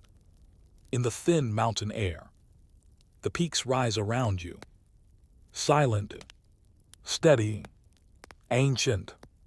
They seem to glow faintly in the moonlight, as though holding secrets within their snowy crowns. Your breath leaves soft clouds behind. The cold touches your face gently, encouraging stillness rather than hurry. In the distance, a small spring continues its song, trickling through stones with a calm, timeless rhythm. You stand quietly, feeling the peace of high altitude, the presence of the mountains, and the warm memory of the hearth behind you. A pause before we continue. We have now visited many corners of the ancient world, from desert hearths to mountain fires, from nomadic tents to harbor homes. Each winter feast different, each one gentle, each offering a small window into the quiet ways humans found warmth together. Before we travel on, perhaps to ancient Anatolia, or early Slavic villages, or the winter fires of Arabia, let yourself rest here. Feel the crisp mountain air, the glow of the hearth, the deep quiet of the snowy peaks. The high Andean peaks slowly dissolve into the night, their snowy slopes softening into clouds, their quiet winds fading into a gentle hush. The air around you grows warmer, still cool, but no longer thin. Earthy scents begin to drift in. Pine smoke, dry herbs, a trace of clay warmed by fire. The ground beneath you becomes more solid, more ancient in a different way. A land of rocky hills, quiet valleys, and settlements whose walls have seen countless winters. You have arrived in ancient Anatolia, a crossroads of early civilizations, where winters were steady and cool, and homes gathered around painted hearths that glowed softly in the evening. Here, winter feasts were shaped by grains, herbs, and simple comforting stews, prepared in clay pots held carefully over low glowing fires. Let us wander into one of these homes now. An evening walk through an Anatolian hill village. Imagine walking along a winding path that hugs the slope of a hill. The stones beneath your feet are worn by centuries of footsteps, smooth and familiar. The air carries a hint of winter frost, but also the warmth of fires smoldering in nearby homes. You pass mud brick walls, painted in soft earth tones, ochres, reds, browns. Small windows flicker with lamplight. You hear the bleating of goats settling into their pens, and the low hum of voices as families prepare for evening. Farther ahead, a gentle glow spills from a doorway. Someone lifts a curtain of woven reeds and motions for you to enter. Inside, a winter feast is waiting for you. Inside a hearthlit Anatolian home, the room is warm and inviting, bathed in the soft glow of a central hearth. Painted symbols, simple geometric shapes, and stylized animals decorate the walls, their outlines lit gently by the flickering fire. A clay pot sits nestled in hot coals, its contents simmering slowly. The smell rising from it is earthy and comforting. Lentils, onions, wild herbs, and maybe a handful of dried berries, saved from warmer seasons. A woman kneels by the fire, stirring the pot with calm, practiced motions. Beside her, a man shapes dough into flat rounds to cook on a hot stone. Children gather dried pine cones and place them near the hearth, their hands warm and pink from tending small tasks. Clay bowls and woven baskets fill the shelves, each holding the essentials for winter living: grain, nuts, dried fruits, beans, and herbs. The room feels grounded, quiet, and safe, a haven from the cool Anatolian night. A soft winter meal shared in peace.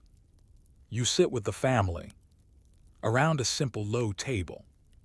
The hearth's warmth reaches your face and hands, loosening your breath, relaxing your shoulders. Bowls of stew are passed around first, thick, warming, with flavors that feel ancient and honest. Flatbread follows, warm, soft, perfect for scooping up the stew. There are bowls of dried apricots, nuts mixed with honey, and a small dish of goat cheese that tastes mild and fresh. Against the hearth-warmed bread, a drink is offered: warm water infused with herbs, native to the hillsides.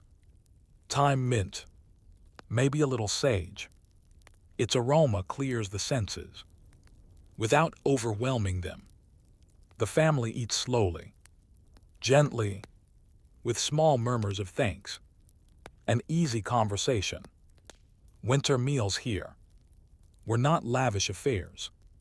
They were moments of gratitude for the harvest, for the animals, for the warmth of shared fire, and for the turning of the season toward brighter days.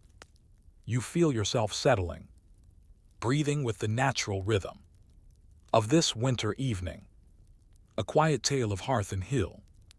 When the meal ends, the family gathers closer to the hearth. The elder begins a story, a tale that has drifted through many Anatolian winters. He speaks of a small bird that brings warmth to homes by carrying embers in its beak from one hearth to another, ensuring no fire goes out. During the coldest nights, the bird is said to visit only those who welcome strangers, share food, and greet winter with patience and kindness.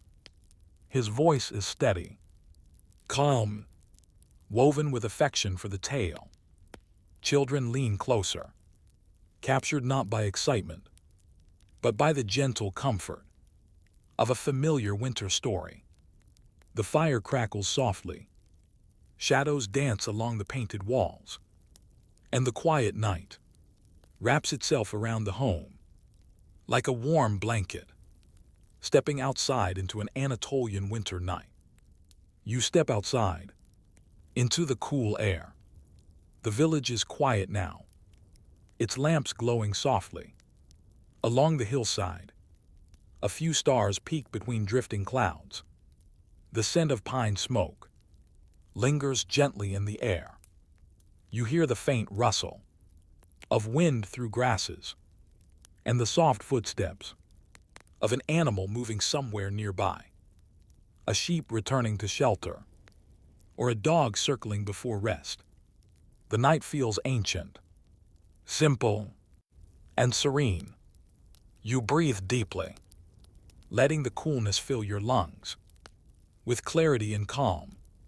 Behind you, the hearth continues to glow through the woven curtain, a steady reminder of warmth waiting inside. A pause before we move on. You have now walked through mountain feasts, harbor meals, nomadic hearths, desert gatherings, and stone-walled kitchens spread across the ancient world. Each one has offered a gentle glimpse into how people once met winter, with food, with stories, with warmth, and with quiet gratitude.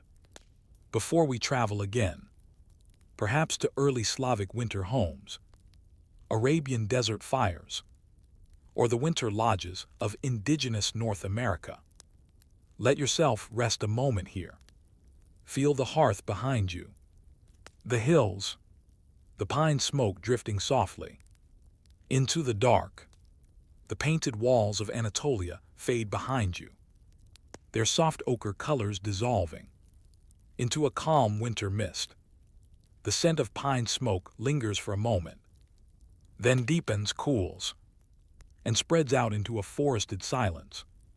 You begin to hear a new sound, the faint whisper of snowfall, settling onto thick evergreen branches, and the distant creak of wooden homes, breathing quietly in the cold. The ground beneath your feet grows softer, blanketed by fresh snow. The air becomes crisp, pure, and scented with wood smoke and frost. You have arrived in the lands of the early Slavic peoples, where winter was long, the nights deep, and the hearth was the heart of every home. Here, winter feasts were simple acts of survival and warmth, full of earthy flavors, quiet rituals, and the peaceful companionship of families gathered indoors, while snow gathered silently outside. Let us wander slowly into one such winter evening, a winter walk through a Slavic forest village. Picture yourself moving along a snowy path, winding between tall pine trees. The snow beneath your feet compresses softly, a gentle cushion of white that muffles each step. The forest is quiet, except for the soft drip of melting frost from heavy branches above. Soon wooden homes appear between the trees, their roofs piled with snow, their small windows glowing warmly from fires inside. Thin trails of smoke rise from chimneys and drift upward into a pale winter blue sky. A dog trots past you, its fur thick and soft, its breath forming clouds in the cold. Ahead, a doorway opens.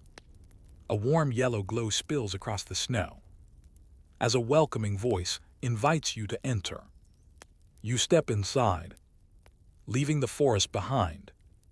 Inside a Slavic winter home, warmth surrounds you instantly. A single large stove, made of clay and brick, dominates the room, its surface warm enough for children to sleep on in winter. The fire within hums softly, casting a red-orange glow that fills the entire home. Wooden benches line the walls. Dried herbs hang from beams overhead. Thyme, dill, chamomile, collected during summer's generous months. A clay pot simmers on the stove. The scent is earthy, comforting. A blend of barley, cabbage, root vegetables, and just a bit of mushroom, gathered from the forest before snowfall. A woman kneads dough on the table, her movements steady and practiced. She shapes small rolls to bake on the stove's warm surface. A man cuts slices of salted fish, prepared months before, to last through the winter. A child stirs a pot of warm berry drink, made from cranberries or raspberries, dried during autumn, and simmered gently. With honey, the room feels sturdy, simple, and full of warmth, pressed tightly against the long winter cold. A quiet winter meal. The family gathers at a wooden table. You sit with them, feeling the deep warmth of the stove behind you. Sink slowly into your back and shoulders. The stew is served first.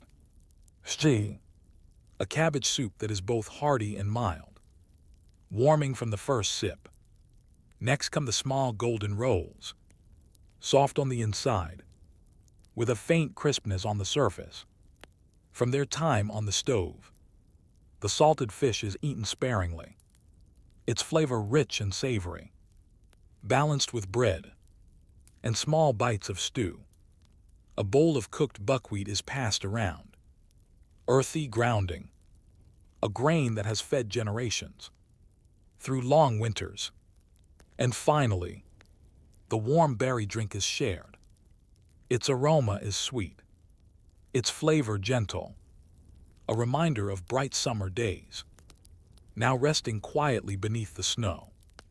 The family speaks softly, their voices calm and warm. They talk of the forest, of animals they saw before winter, of tasks that will wait for spring.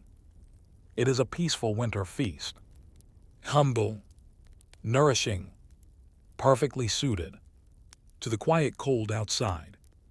A hearthside story in the snowy night.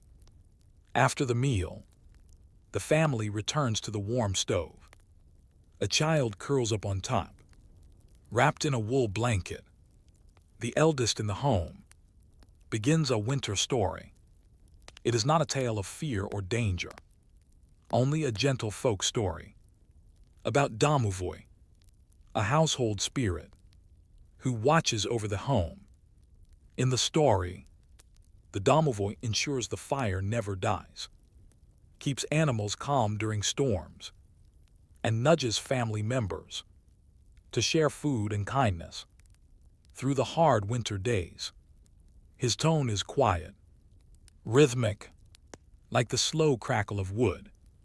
Resting in the stove, the firelight dances on the walls, casting moving patterns across wooden beams and clay pottery. The room feels timeless, held in a peaceful balance between warmth and winter. Stepping outside into a snow-dusted silence. When you step outside, after the story ends, the village is wrapped in deep quiet. Snow falls in gentle flakes, drifting slowly through the air, as if reluctant to disturb the stillness. The trees tower dark and tall against the pale sky. Their branches cradle the snow like soft white feathers. A faint golden glow leaks from the windows of the home, painting warm patches onto the snowy ground. You breathe deeply. The air is cold, but soothing, filling your lungs with clean freshness. The night feels soft, like a blanket of silence spread across the world. You listen. The only sounds are the forest breathing, snow settling, and the distant echo of another hearth crackling somewhere deeper in the village. A pause before we continue. We have now wandered from Anatolian hills to Slavic forests, from Andean heights to steppes, deserts, harbors, and more. Each winter feast different, each one gentle, each echoing the same quiet theme, that even in the deepest cold, humans have always gathered to share warmth, food, and peaceful companionship. Before we travel on, perhaps to the Arabian desert, or to the winter longhouses of indigenous North America, or to the Inuit snow lodges farther north, let yourself rest for a moment. Feel the hush of falling snow, the warmth of the stove, the gentle ancient calm of a winter village in the forest.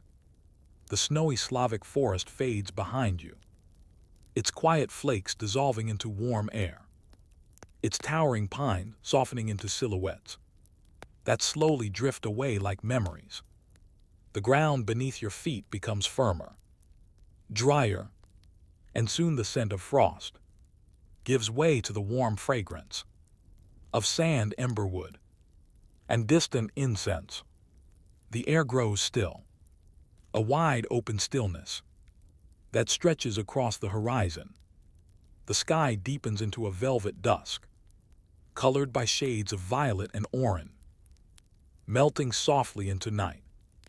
You find yourself in ancient Arabia, where winter did not bring snow, but cooler winds, long evenings, and feasts shared beneath stars, so bright and steady, they seemed almost close enough to touch. Here, winter nights held a kind of magic, quiet calm, and threaded with the warmth of shared fires and simple, fragrant meals. Let us walk gently into one of these nights, a slow walk through the desert at dusk. Imagine stepping across soft desert sand that cools beneath your feet as the sun slips behind the dunes. The wind is mild, carrying the scent of charcoal fires and simmering spices. From a nearby encampment, a group of tents rises in the distance, woven from wool, their ropes tied to sturdy stakes, anchored deep into the earth. Camels settle near the edges of the camp, their breaths forming gentle clouds.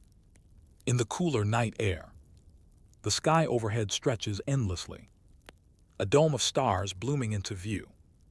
As the last light of day lingers, in faint gold along the horizon, voices murmur softly, welcoming you forward. You follow the warm glow of a fire at the center of the encampment, its embers glowing like rubies. In the deepening night, inside a desert tent filled with warm light, you step beneath the low entrance flap into a spacious desert tent. The ground is covered with woven mats and soft woolen rugs. Pillows line the walls, in calm shades of brown and deep red. A small fire burns in a sand-filled pit, glowing steadily, spreading warmth throughout the space. A metal pot sits above the embers, and the scent drifting from it is both rich and gentle. Lentils simmering with herbs, a hint of cinnamon, maybe a touch of dried lemon, added for brightness. Beside the hearth, a man stirs the pot with slow, patient movements. A woman kneads dough to make flatbread cooked on a metal griddle. A child tends to dates, sorting them into small bowls and drizzling a little honey on top. Everything is done in soft silence, with a sense of ease and ritual, as if winter nights have always been welcomed in this gentle, steady way. A simple winter meal under the desert night. The family gathers around the fire, sitting on folded cushions that feel warm beneath you. Bowls of lentil stew are passed, thick, hearty, filled with flavor but never overwhelming. Each spoonful warms your chest and softens your breath. Fresh flatbread is shared next, soft, warm, and fragrant from the griddle. You use it to scoop the stew in slow, satisfying motions. Then come the dates, sweet, soft, drizzled lightly with honey. Some may even be stuffed. with small pieces of nut or spice. To deepen their warmth, a pot of tea is poured, dark earthy, infused with cinnamon or cardamom. The steam rises into the lantern light, like a small prayer of warmth. The conversation is gentle, quiet reflections on the stars, the coolness of the season, the calm of the evening. The desert wind sighs softly outside, carrying grains of sand that whisper faintly against the tent walls. Inside, the fire crackles, steady and soothing. You feel utterly at ease, a tale beneath the endless sky. After the meal, everyone steps outside to sit near the fire under the open sky. The stars are breathtaking, thousands of them, scattered across the darkness, like bright seeds strewn from a cosmic hand. The elder of the camp begins a quiet tale, his voice calm and slow. He speaks of travelers who followed stars across the desert, finding warmth in winter nights. Through companionship and shared stories, he tells of a guiding star, one that shines brightest when the desert is coldest, leading wanderers safely from one oasis to the next. His story is gentle, woven with threads of gratitude for the vast night sky, the warmth of the fire, and the comfort of shared meals. The crackling fire, the murmuring wind, and the rhythm of his voice blend into a soothing harmony, like a lullaby carried by the desert air. Children lean against their parents, adults sip the last of their tea, and you feel the weight of calm settle gently into your chest. A moment alone with the stars. When the story ends, you walk a short distance from the camp. The sand is cool beneath your feet. The night is vast, but not lonely, a quiet expanse that feels kind and deeply peaceful. The stars shimmer overhead with extraordinary clarity, each one a tiny beacon. Against the dark, the desert is silent, except for the soft hum of the wind and the faint crackle of the fire behind you. You breathe deeply, letting the cool air fill you with stillness. The night feels ancient, full of memory, wisdom, and gentle continuity. A winter night in a world that has always known both heat and cold, both vastness and intimacy. A pause before the journey continues. You have now walked through winter feasts, in forests, deserts, mountains, and hearthlit homes across ancient worlds. Each culture, though shaped by different landscapes, has offered the same quiet gift: warmth shared in cold seasons, food prepared with care, stories told softly beneath quiet skies. Before we travel next, perhaps to the Inuit far north, or to the winter lodges of indigenous North America, or to early Mediterranean islands, let yourself rest here a moment. Feel the desert night, the fire's soft warmth, the stillness of stars watching over you. The warm desert night fades slowly behind you, its soft sands drifting into memory, its starlit whispers dissolving into a deep and gentle quiet. A new cold settles around you, pure, clean, as crisp as untouched snow. The air becomes sharper, yet strangely soothing, like stepping into a world where every sound is softened by layers of white. Your breath forms bright clouds that drift upward into a sky filled with cold stars, stars that gleam even in winter daylight. So clear is the northern air. The ground beneath your feet is no longer sand, but snow packed firm by wind, carved by time, waiting under the endless northern sky. You have arrived in the world of the Inuit peoples, far in the Arctic, where winter feasts were shaped by the land, the ice, and the quiet cooperation that kept communities warm and safe. Here, winter was not something to escape, but a season embraced with resilience, resourcefulness, and gentle togetherness. Let us slip quietly into this frozen world. Across the Arctic snow, imagine walking across a vast, white landscape that stretches farther than your eyes can follow. The snow crunches softly beneath your boots, each step slow and steady. Low winter sunlight glows pale on the horizon, casting long, calming shadows. Across the snow, in the distance, you see a cluster of snow houses, their shapes curved and smooth, built from blocks cut carefully from the frozen ground. Smoke, thin and faint, rises from one of them, carried by the cold air into the soft Arctic sky. As you draw nearer, you hear low voices, gentle laughter, and the warm hum of life. Within the snowy walls, someone pushes aside a small snow-blocked door, and warm air escapes in a soft cloud, inviting you inside. Inside a snow house lit with calm fire, you step into the igloo, and the world around you changes instantly. The outside cold stays behind. Inside, the air is warm, a gentle, steady warmth, created by a small stone lamp, burning seal oil.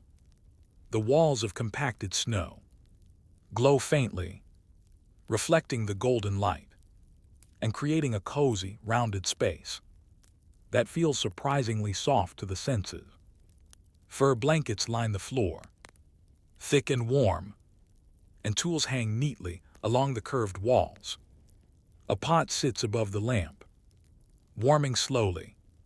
The scent rising from it is mild, comforting, perhaps broth made from fish or seal, with small herbs added.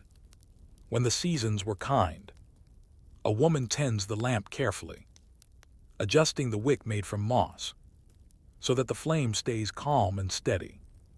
A man prepares pieces of frozen fish, cutting them into thin slices that will thaw slightly in the warmth of the room and soften into a tender, nourishing meal. Children sit curled under furs, their cheeks rosy, their eyes bright with the glow of the fire. Everything feels peaceful, simple, and safe. A quiet Arctic winter meal. The family invites you to sit with them. A fur blanket is placed over your legs to keep you warm. Bowls are shared, light wooden, shaped by careful hands. Inside them is warm broth, clear, soothing, perfect after the crisp cold outside. Slices of fish are passed next, fresh, delicate, with a light texture that melts slowly in your mouth. There may also be dried meat, stored carefully for the winter, shared in small, humble portions. And always, water warmed by the lamp. Simple, clean, a quiet comfort in the long, dark season. The family eats calmly, gratefully, with an ease shaped by generations, living close to land and sea. Their voices are low and soft.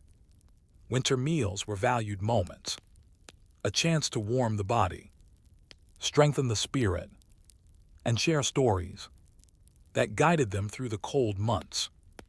You feel yourself settle deeply into the warm space, your breath slower, your mind gently resting.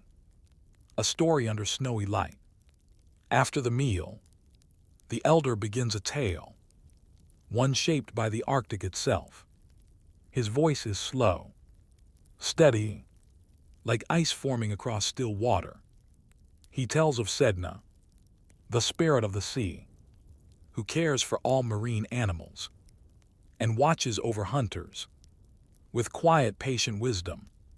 But his story is not frightening. It is gentle, a reminder of respect, gratitude, and harmony with the world around them. He speaks of the northern lights, dancing across the sky, guiding travelers, and comforting children through the long winter darkness. As he speaks, the snow walls glow warmly, and the fire flickers gently, casting soft ripples of light across the curved ceiling. The children lean against their parents. The adults listen in calm silence. You feel your whole body relax into the rhythm of the tale. Outside, a soft wind presses lightly against the walls of the igloo. But inside, the world is quiet and safe. Stepping into the Arctic night. When you step outside again, the sky is dark, but filled with shimmering stars. Above you, slow ribbons of green and blue may drift through the sky. The aurora, silent and graceful, moving like breath across the frozen landscape. The snow reflects the faint light, creating a soft glow that makes the world feel dreamlike. You breathe in the cold air, crisp, clean, full of stillness. The only sounds are the gentle wind, the soft groan of shifting ice, and the distant bark of a sled dog settling into sleep. You stand quietly for a moment, letting the peace of the Arctic wash over you. A pause before we continue. We have now traveled from desert tents to Arctic snow houses, from mountain hearths to forest stoves, from ancient harbors to nomadic plains. Each winter feast has shown the same gentle truth, that warmth, food, and shared stories have always been the heart of winter's long nights. Before we continue, perhaps to indigenous North America, the Pacific Islands, or the winter rituals of ancient Europe, let your breath settle. Feel the calm of the snow, the warmth of the lamp, the vastness of the northern night.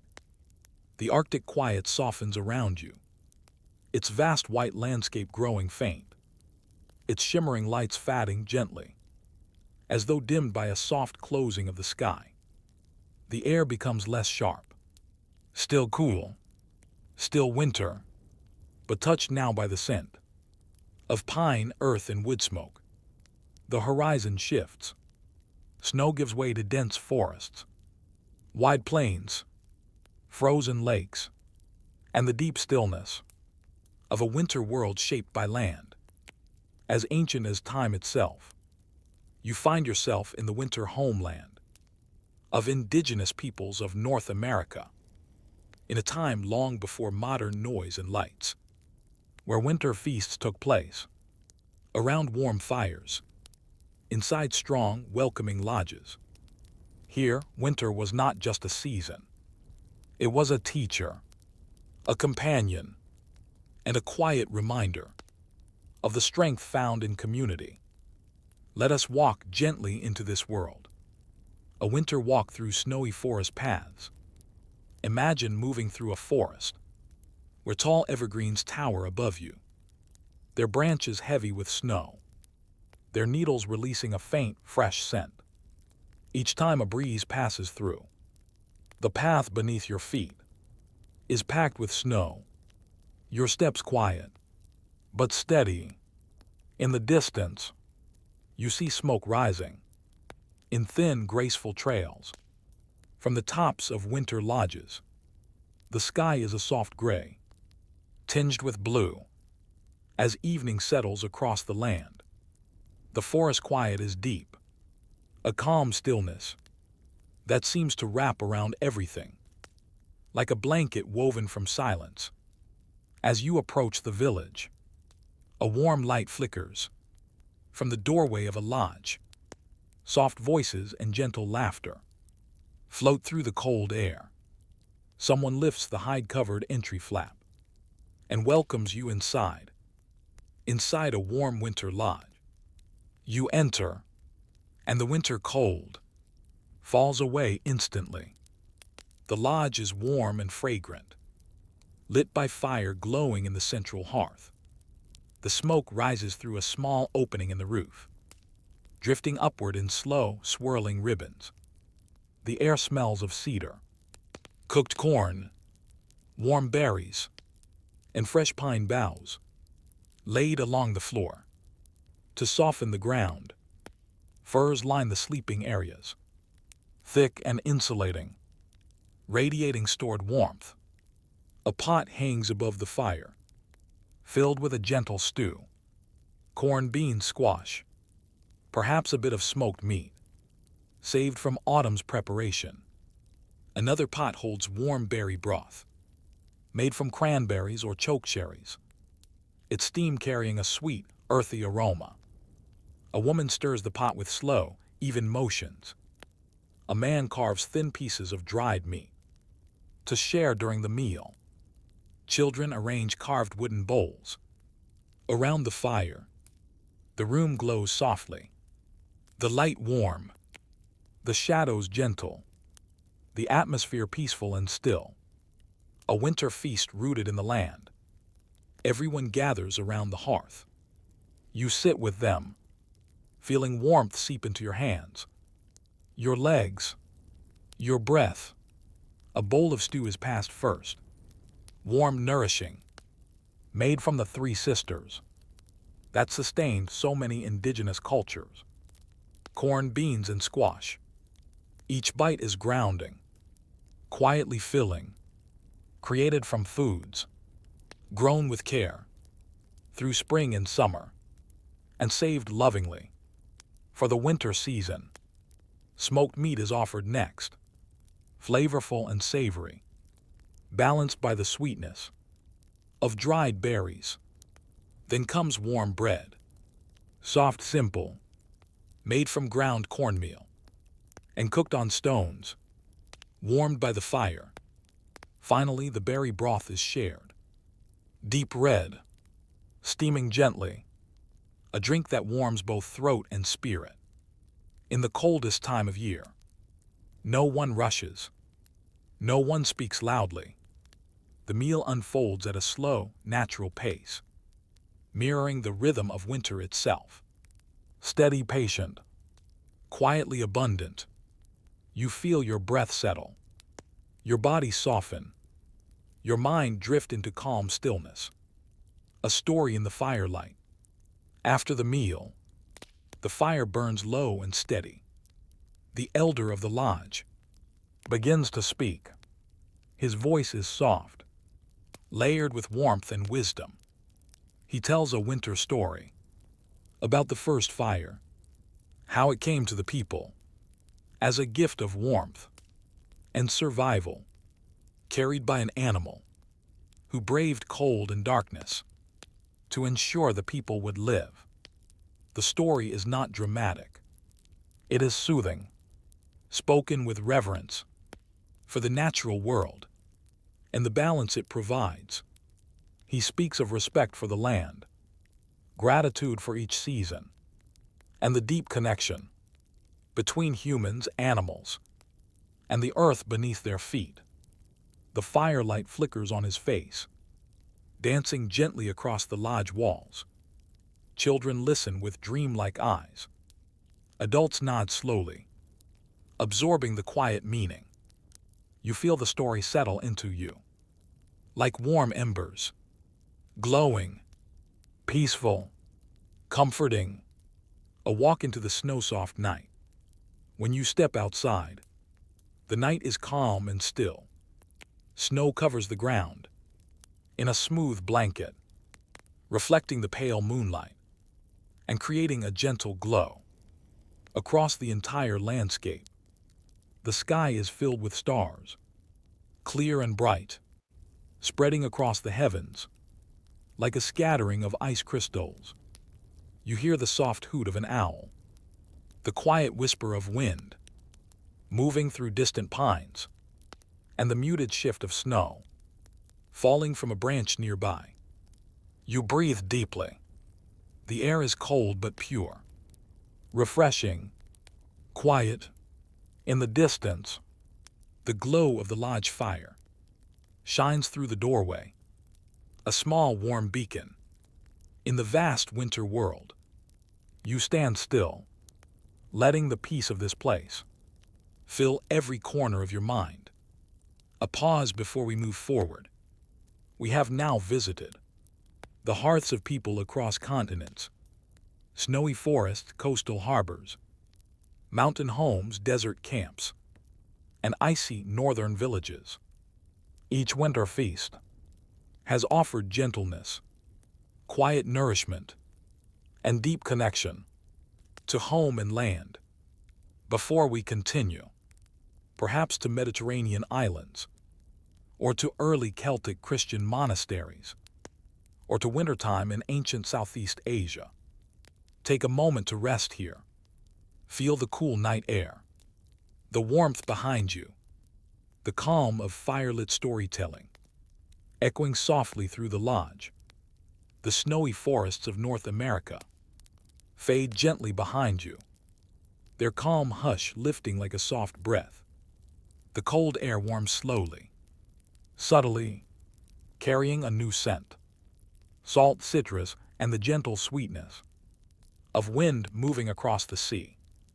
The ground beneath your feet becomes firmer, smoothed by centuries of footsteps. Sun and spray, the sound of distant waves, reaches your ears, steady, rhythmic, a soothing whisper of water meeting ancient shores. You have arrived on one of the Mediterranean islands of antiquity, perhaps Crete, Cyprus, or Rhodes, where winter was mild, where hearths glowed softly in stone homes, and where feasts in the cool months brought families together to enjoy simple meals, crafted from olives, grain, fresh herbs, and the bounty of the sea. Here, winter nights were restful, quietly joyful, and touched by the calm presence of the surrounding waters. Let us walk into one of these evenings, a twilight walk through an island village. Imagine yourself stepping through a winding stone street, lit by small oil lamps set in niches along the walls. The air is cool, carrying the scents of orange blossoms, fresh bread, and gentle wood smoke rising from hearths inside whitewashed homes. Palm trees sway lightly in the breeze. Olive groves stretch beyond the village, their silver leaves rustling softly. As dusk settles over the island, you hear low, warm voices, families finishing chores, children laughing quietly before being called inside. Ahead, a doorway glows with lamplight. A curtain lifts, and a soft voice invites you in for a winter meal, shared in calm companionship. You step inside a warm island home. The room is bright with warm lamplight, but still gentle, the glow softened by clay walls, painted in faded earth tones. A fire burns in a small hearth, its flame steady and warm, casting flickering shadows across simple pottery and woven baskets hanging neatly on the walls. On a low table nearby, a woman prepares a winter stew, made from lentils and barley, seasoned with herbs gathered in summer: thyme, oregano, bay leaf. The aroma is rich but soothing, a warm embrace. In the cool island evening, a man cleans small fish, laid out carefully on a wooden board, each one to be roasted lightly. Over the hearth embers, a child sits near the fire, turning a clay cooking pot slowly to warm its sides evenly. The room is filled with the soft sounds of cooking, a wooden spoon stirring, bread dough rising, firewood crackling gently. The pace is slow, the atmosphere calm, the feeling deeply home-like. A winter meal by the sea. You sit with the family around the table, the soft crackle of the hearth, warming the space around you. The meal begins with warm barley bread, dense fragrant, torn by hand, and dipped into a small dish of golden olive oil. Next comes the lentil and barley stew, thick, flavorful, but never overpowering, a dish designed for comfort and warmth. In the cooler months, the roasted fish is served, simple and fresh, its flavor brightened with lemon and a sprinkle of herbs. There may also be figs cooked in wine, soft and sweet, or slices of cheese, made earlier in the year. To drink, a warm herbal infusion is offered, perhaps sage or rosemary, steeped lightly in clay cups warmed by the fire. The family eats slowly, in peaceful conversation. They talk of the sea, of the olive harvest, of the winter storms that sometimes pass, but always soften again. Their voices are gentle, steady, like waves brushing softly against the shore. You feel your whole body settle into the rhythm of the room, your breath calm and even, a story told in lamplight. After the meal, the elder of the home, a woman with kind eyes and a calm voice, begins to speak. She tells a story about a small island deity who watches over the winter sea, guiding fishermen and calming storms with the touch of her hand. The story is soothing, filled with images of quiet waters, glowing moonlight, and gentle breezes that carry ships safely home. She speaks of the island's long memory, how generations have lived with the same seasonal rhythms, finding comfort in the sea's presence and in each other. Her voice is soft, measured, like a lullaby shaped by salt wind. The lamplight flickers, the fire hums, the room feels timeless, rooted in the warm heart of winter's calm. Stepping outside into a mild island evening. When you step back outside, the night is cool but not cold. The sea stretches out in the distance, dark and shimmering, its waves murmuring gently. Beneath the moon, a salt breeze brushes your face, light and refreshing. The village is quiet now, lamps glowing softly in windows, footsteps fading, voices low and restful. Olive trees sway lightly along the path, each movement soft as breath. You walk slowly, feeling the peace of the island settle around you, a calm that seems to rise from both sea and land. The stars above reflect faintly on the water, creating a quiet connection between sky and shore. You breathe deeply, letting the mildness of the Mediterranean night soften your thoughts. A pause before we wander on. We have traveled through so many winter worlds, Arctic igloos, forest lodges, desert fires, harbor towns, high mountain homes, and more. Each one has welcomed us into a gentle winter feast, full of warmth and human kindness. Before we move on, perhaps to early monastic kitchens in Ireland, or to the winter rituals of ancient Southeast Asia, or to the hearths of Bronze Age Europe, let yourself rest here a moment. Feel the sea breeze, the glow of the hearth, the calm of an island winter. Long, long ago, the soft Mediterranean breeze slowly recedes, its salted sweetness fading like a gentle sigh. The warm lapping of waves becomes distant, subtle, a memory dissolving into mist. The air cools again, not bitterly, but with a calm freshness that carries the scent of moss, heather, and distant wood smoke. The ground beneath your feet grows softer, wilder, as though wrapped in ancient soil, soaked by centuries of rain and winter wind.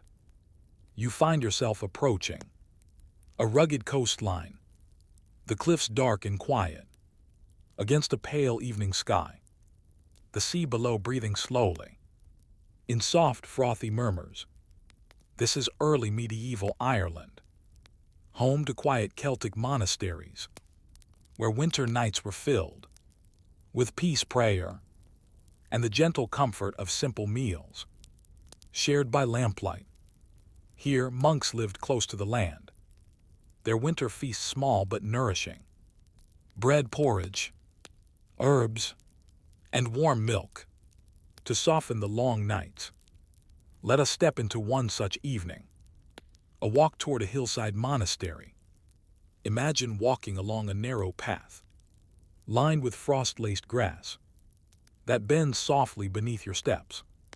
Stone walls rise here and there, weathered by wind and rain, guiding your way toward a cluster of low stone buildings, set neatly on a hill overlooking the sea. A tiny bell sounds in the distance, not loud, not urgent, just a soft call, marking the end of another winter day. The sky above shifts, from pale gold to twilight blue. A single candle glows in a window, warming the cold stone with its gentle amber light. As you approach, a wooden door opens, and a monk in a woolen cloak nods kindly, inviting you inside. Inside a quiet stone refectory, you step into a long, simple room. The refectory where meals are shared. Thick stone walls hold in the warmth of a small central hearth. Smoke drifts up through an opening overhead, in slow, graceful spirals. Wooden tables line the room, their surfaces smoothed by countless winter hands. Clay lamps flicker with steady flame, their light softening every edge of the chamber. Several monks sit quietly, their woolen hoods down, faces calm and peaceful. After a day of tending gardens, copying manuscripts, or caring for the animals that sustain the monastery. A large pot near the hearth bubbles softly, the gentle, steady sound of porridge thickening with oats and barley.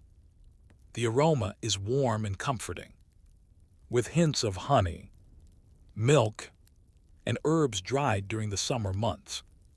A basket of dark, rustic bread rests on the table, its crust firm, its interior soft and fragrant. Everything is muted, calm, full of quiet gratitude. A simple monastic winter feast. The monks gesture for you to sit. There is no rush, no chatter, only soft smiles, and the steady rhythm of the hearth crackling. Wooden bowls are filled, ladle by ladle, with thick porridge, smoothened with warm milk. It is simple food, but deeply soothing. Each spoonful warms your throat, your chest, your spirit. Bread is passed next, torn into pieces, shared without words. Its warmth lingers in your hands, a comfort in the cool stone chamber. A small dish of berries preserved in honey is offered. Their sweetness is gentle, a quiet delight against winter's lean landscape. There may even be a bit of cheese, mild, crumbly, made from the monastery's own goats. A warm herbal drink is poured, maybe thyme, or mint, or meadowsweet. Its scent rises with the steam, calming your breath. With each inhale, there is no hurry to finish. Meals here are slow, intentional, a part of the rhythm of winter life. Outside, the wind moves softly across the hillside. Inside, everything glows. A quiet reading by lamplight. After the meal, the monks sit quietly, as one of their number opens a small manuscript, a text copied carefully by hand, on smooth parchment. He reads in a gentle voice, not preaching, not urging, just offering soft lines about kindness, patience, and gratitude. The words echo softly through the stone chamber. Some monks close their eyes, others simply breathe slowly, hands resting calmly in their laps. You feel the peace of this place wrap around you like a warm woolen cloak. The fire burns low, the lamps flicker, the room sinks deeper into quiet harmony, stepping out into the Celtic night. When the gathering ends, you step outside, onto the frosted earth. The night is clean and crisp, the wind carrying the faint scent of sea salt and cold heather. The stars shine clearly above, scattered across the dark sky, like ancient runes. Below the cliff, the sea moves gently, its waves rolling in slow breaths against the rocks. From inside the monastery, a final candle remains lit. In a small window, a warm dot of light. In the cool night air, you pull your cloak tighter, feeling the quiet of the land settle around your heart. The winter here is not severe. It is contemplative, soft, a season of inward warmth and outward stillness. A pause before our journey continues. You have followed winter feasts through many ancient worlds, from icy tundra to warm desert, from forest hearths to island lamplight, from mountain stone homes to quiet monastic halls. Each one, in its own way, has offered the same peaceful truths. That warmth, food, gentle company, and stories shared slowly create the heart of winter. Before we continue, perhaps into ancient Southeast Asia, or the river valleys of early Africa, or the hearths of Bronze Age Europe, let yourself rest here a moment. Feel the sea breeze, the cold stone beneath your feet, the lingering warmth of the monastery hearth, the soft bells and coastal winds of early Ireland gently fade behind you. Their echoes lift into the night like breath, leaving behind a calm stillness, waiting to be filled with new warmth.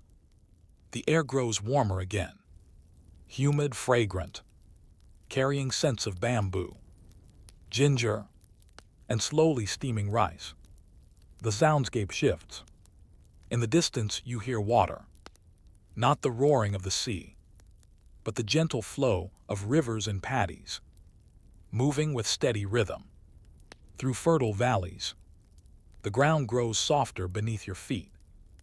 Lantern light begins to shimmer between palm leaves, and a warm breeze whispers through tall grasses with a soothing, almost musical hush.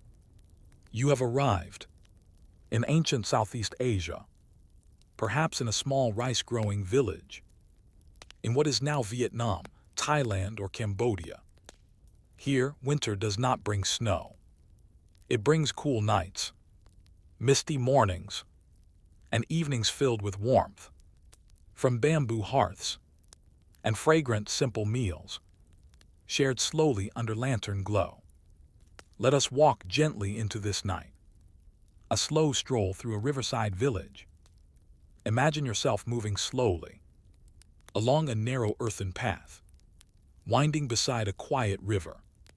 Fireflies drift lazily above the water, their tiny lights mirroring the stars beginning to appear. In the evening sky, small stilted houses rise along the bank, built of bamboo and wood, their thatched roofs glowing softly from lanterns hung indoors. The scent of cooked rice floats through the cool night air, mingled with hints of lemongrass, garlic, and slow-simmering broth. Somewhere nearby, A bamboo flute plays, a soft wandering tune, the kind that drifts lightly on the evening breeze. As you approach one house, a family smiles warmly and invites you inside to share their winter meal. You step up the smooth bamboo steps and enter the home. Inside a bamboo home filled with lantern light. The room is open and airy, its walls woven from bamboo strips that glow gently under the warm light of oil lanterns. A small clay hearth sits in the center, with a pot of rice steaming steadily, its aroma soft and comforting. Beside it, another pot simmers quietly, a mild soup made from fish or vegetables, infused with ginger and fresh herbs gathered at dusk.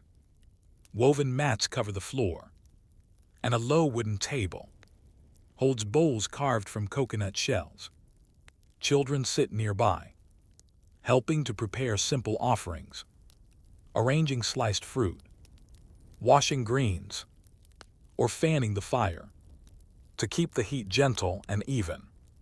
The atmosphere is peaceful, unhurried, full of soft sounds, fire crackling, rice bubbling, lantern wicks humming quietly. A woman kneels to stir the soup, her movements slow and graceful. A man prepares fresh herbs with a small, careful knife, placing them in little piles to be added at the table. Everything in the room, the warmth, the light, the scent, the quiet conversation, creates a feeling of deep, effortless calm. A warm Southeast Asian winter supper.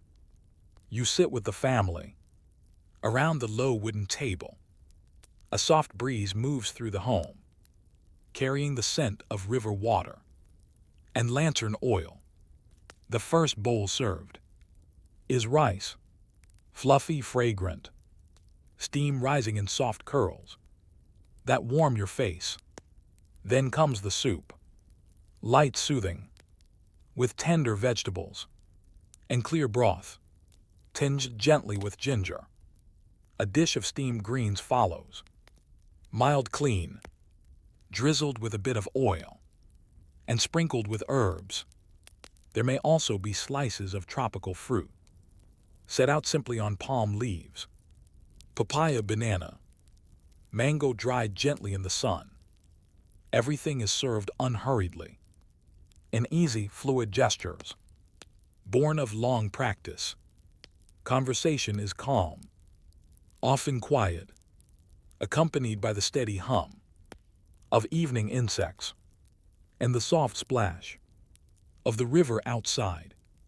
You lift each bite to your mouth with slow intention, letting the flavors settle gently. Not sharp, not strong, but soothing, balanced, and satisfying. The warm rice, the fragrant herbs, the tender broth, all combine to create a peaceful comfort that reaches deep into your chest and loosens every tight place inside. A story beneath lantern glow. After the meal, the lanterns are lowered slightly, their glow even softer now. Warm, honey-colored circles of light against the bamboo walls.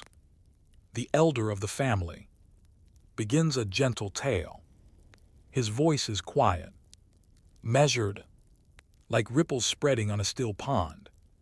He tells of a river spirit, a guardian of water and rice, who brings calm to winter nights and guides families toward harmony and good fortune. As the seasons turn, he speaks of lanterns set afloat on the river, sending warm light drifting slowly into the dark as a symbol of peace and gratitude. His words flow easily, the story simple, but echoing with gentle wisdom, shared across countless generations. The children listen with open, peaceful eyes. The adults breathe softly, their bodies relaxed, into the rhythm of the tale. The room glows, the night deepens, and everything feels beautifully still. Stepping outside into a misty night. When you step back outside, the river is a broad mirror, reflecting stars and scattered lantern light. A faint mist clings to the water, moving slowly with the soft current. Palm fronds sway in the breeze, making a quiet rhythmic hush that blends with the distant chirping of crickets. The air is cool, mild, filled with the comforting scents of cooked rice and river grass. You walk a little way along the narrow path, feeling the soft earth beneath your feet and the peaceful stillness of the Southeast Asian winter night settling warmly around you. A pause before we continue our journey. Now you have visited winter hearths and gatherings across nearly every corner of the ancient world.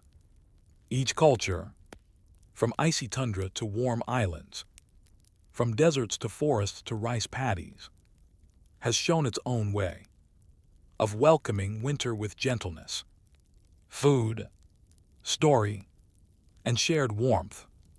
Before we move on, perhaps to the Bronze Age villages of Europe, or the homes of early East African kingdoms, or the last quiet chapters of this long journey, rest here for a moment. Feel the lantern light, the river breeze, the warm aftertaste of ginger and rice, the calm unfolding of a winter evening. Long, long ago, the warm riverside air of Southeast Asia fades softly behind you, its lantern glow drifting away, like the last ripple on quiet water. The breeze cools as you step onto new soil, earthier, firmer, with the faint scent of oak, fresh clay, and distant smoke. The world grows quieter, filled with the calm of winter, settling across a wide, forested landscape. Tall trees stretch overhead, bare branches etched against a pale sky, their trunks sturdy and ancient. You have arrived in Bronze Age Europe, thousands of years ago, long before written words, but not before story, community, or the gentle rituals of winter warmth. Here, winter gatherings centered around fire, around clay hearths, woven mats, smoke curling slowly through rooftops, and meals shaped from the land's simplest gifts: grains, roots, nuts, and whatever the winter forest still offered. Let us walk gently into this old world, a quiet winter settlement among trees. Imagine walking along a narrow path, lined with frost-covered grasses.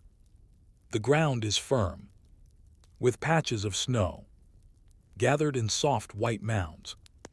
Beside woven fences, round houses rise ahead, their walls made of wattle and daub, their roofs thick with thatch, each one shaped like a warm earthen shelter against the cool winter air. Smoke escapes through holes in the rooftops, drifting upward in slow spirals that dissolve into the pale evening sky. A dog trots past you, its tail wagging gently as it carries a small bone to a sheltered spot. Children gather firewood, laughing softly through the cold, their breath forming white clouds that linger for a moment before vanishing. At the center of the village, a warm glow spills from an open doorway. A woman beckons you inside, her smile welcoming, her hands dusted with ground grain. You step through the low entrance, into a world of warmth and quiet work. Inside a Bronze Age winter roundhouse, the room is dim but warm, heated by a clay-lined hearth that glows with slow-burning logs. The walls curve gently inward, creating a safe, enclosed feeling, as though the house itself is an embrace. Furs and woven mats line the floor. Clay pots hang from wooden racks. Dried herbs, nuts, and bundles of grain are stored neatly along the walls. A pot rests over the fire, filled with a thick simmering porridge of barley or wheat, stirred occasionally to keep it from sticking. Nearby, a second pot warms roots, perhaps parsnip or beet, softening them into tender, earthy sweetness. A man cracks hazelnuts with a smooth stone and adds them to a bowl, to be eaten after the meal. A girl carefully weaves a small basket. In the corner, working slowly, her motions relaxed and practiced. The air smells of wood smoke, grain, and the soft herbal scent of something drying near the roof beams. Wild thyme or sweet grass. This is a winter home built for endurance, for rhythm, for calm. A hearthside Bronze Age supper. You sit with the family around the central fire. The warmth reaches your hands, your feet, and slowly loosens every part of you. The porridge is served first, thick, hearty, slightly sweetened with crushed nuts, and perhaps a drizzle of honey, saved from warmer days. It is simple food, but deeply comforting, warm, smooth, and grounding. Next come the roots, soft, mild, split into pieces, and shared evenly around the circle. A small clay vessel contains dried berries, softened in warm water. Their flavor is gentle, a quiet reminder of summer's brightness. And finally, warm water infused with crushed herbs is shared in round, hand-shaped cups. The family eats slowly, their gestures calm and grateful. There are no loud conversations, only quiet murmurs, soft laughter, and the ever-present sound of the fire breathing steadily. In the heart of the room, you feel yourself sink into the rhythm of the moment. Slow, steady, deeply peaceful. A story from the ancient forest. When the meal ends, the fire burns lower, its glow deepening to orange embers. The elder of the family lifts a small stick and traces gentle shapes in the dirt floor. A way of storytelling, older than writing itself. He tells of a forest spirit, slow and kind, who protects travelers in winter and guides lost animals back to their dens. His voice is low, unhurried. Each word feels carved from the land, from soil, wood, stone, and the softness of snowfall. He speaks of how the spirit rests by warm hearths when the nights grow long, bringing luck to households that keep their fires steady and their meals shared. The children watch the shapes he draws, swirls of wind, circles of fire, footprints of deer, their eyes wide with quiet wonder. The story ends gently, fading into the crackle of embers and the hush of winter night. Stepping outside into the ancient night. When you leave the roundhouse, the world outside feels clean and still. Snow covers the ground in thin layers, sparkling softly in the pale light of the moon. The forest stands tall around the village, its dark silhouettes calm and reassuring. Smoke drifts steadily from the rooftops, carrying the scent of hearth fires into the cold air. You breathe in deeply, feeling the freshness of winter and the warmth of the meal still lingering in your chest. Everything here feels old, ancient in a way that resists time. You stand quietly, listening to the soft rustle of trees and the distant call of an owl moving through the forest. The night holds you gently. A pause before we continue toward the final chapters.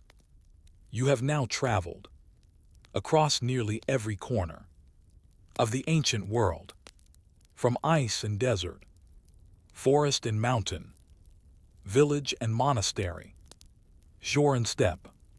Each winter feast has offered its own kind of calm: warm fires, slow foods, stories whispered in lamplight, and the quiet echoes of human togetherness. Before we enter the final chapters of this long journey, perhaps a last visit to ancient Egypt again, or to the first farming hearths of humanity, or a closing reflection, bringing all these peaceful nights together. Take a moment, feel the ancient forest night, the warmth of the roundhouse hearth, the calm that winter brings. Wherever humans gather, the Bronze Age forest fades gently around you, its trees dissolving into quiet mist, its hearth glow softening, until it becomes only a warm memory. Resting in the calm of your mind, the world shifts again, not forward in time, but backward, far backward. You begin to feel the land itself change. Wilder, more open, less shaped by walls or tools, more shaped by riverbanks, natural shelter, and the slow turning of the earliest human seasons. The air carries the scent of fresh earth, crushed grass, and the smoke of the simplest fires. No metal, no potter's wheel, no carved stone temples yet. Only the first steps toward settled life. You have arrived at the dawn of agriculture in one of the earliest farming communities on Earth, perhaps near the Tigris or Euphrates, or along the Nile, or in the Fertile Crescent of early Levantan valleys.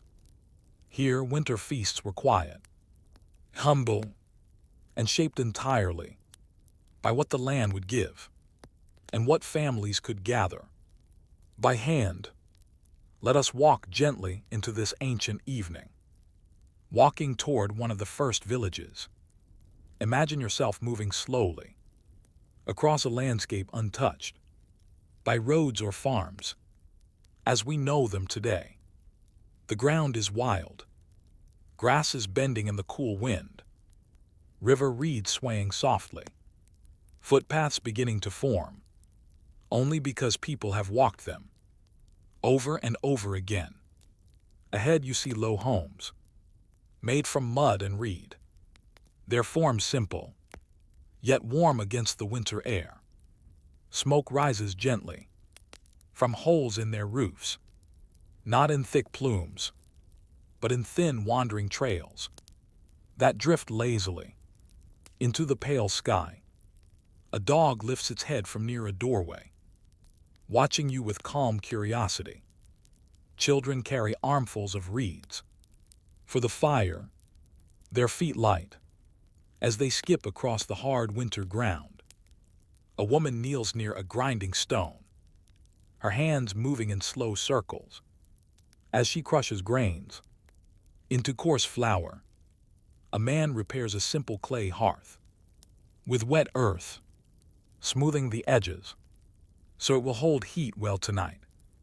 Someone gestures gently for you to enter, inviting you into a world older than any you have visited so far. You step inside one of the first winter homes. The home is small, built from packed mud, and supported by reeds woven tightly into the walls. Inside, the air is warm, not hot, but soothing, held by the soft glow of a fire pit dug into the ground. The smoke drifts upward through a small opening in the roof, leaving a faint, earthy scent. Throughout the room, mats woven from reeds and grasses cover the floor. Clay vessels, simple and hand-shaped, sit near the hearth, some filled with grains, others with dried beans or stored nuts. A pot rests above the fire, warming slowly, Its contents a thick porridge, made from early emmer wheat, or barley.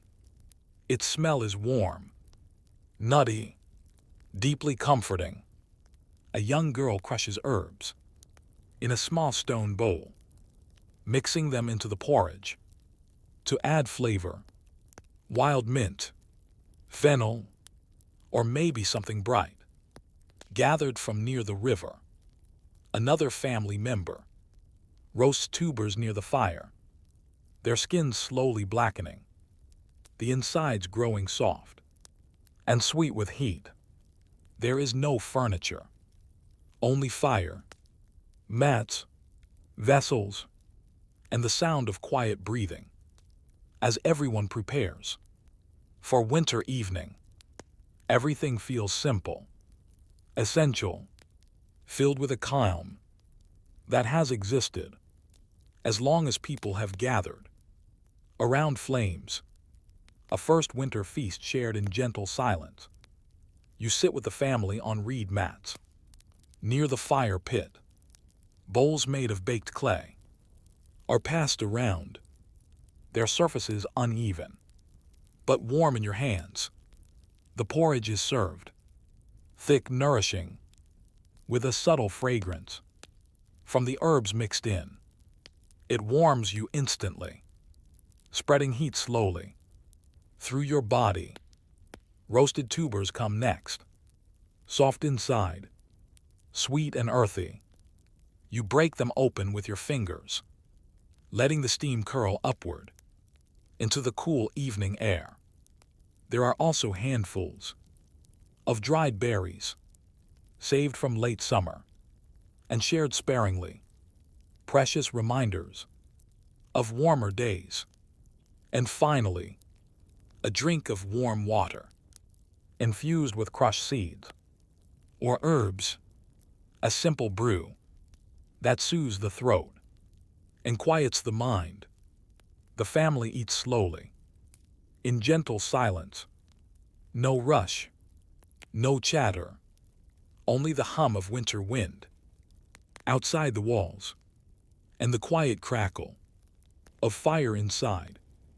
You feel your breath deepen to match theirs. Your shoulders soften, your thoughts fall into the same slow rhythm as the earliest winter hearths, a story told in gesture and flame. After the meal, the fire dims slightly, its glow deepening to amber.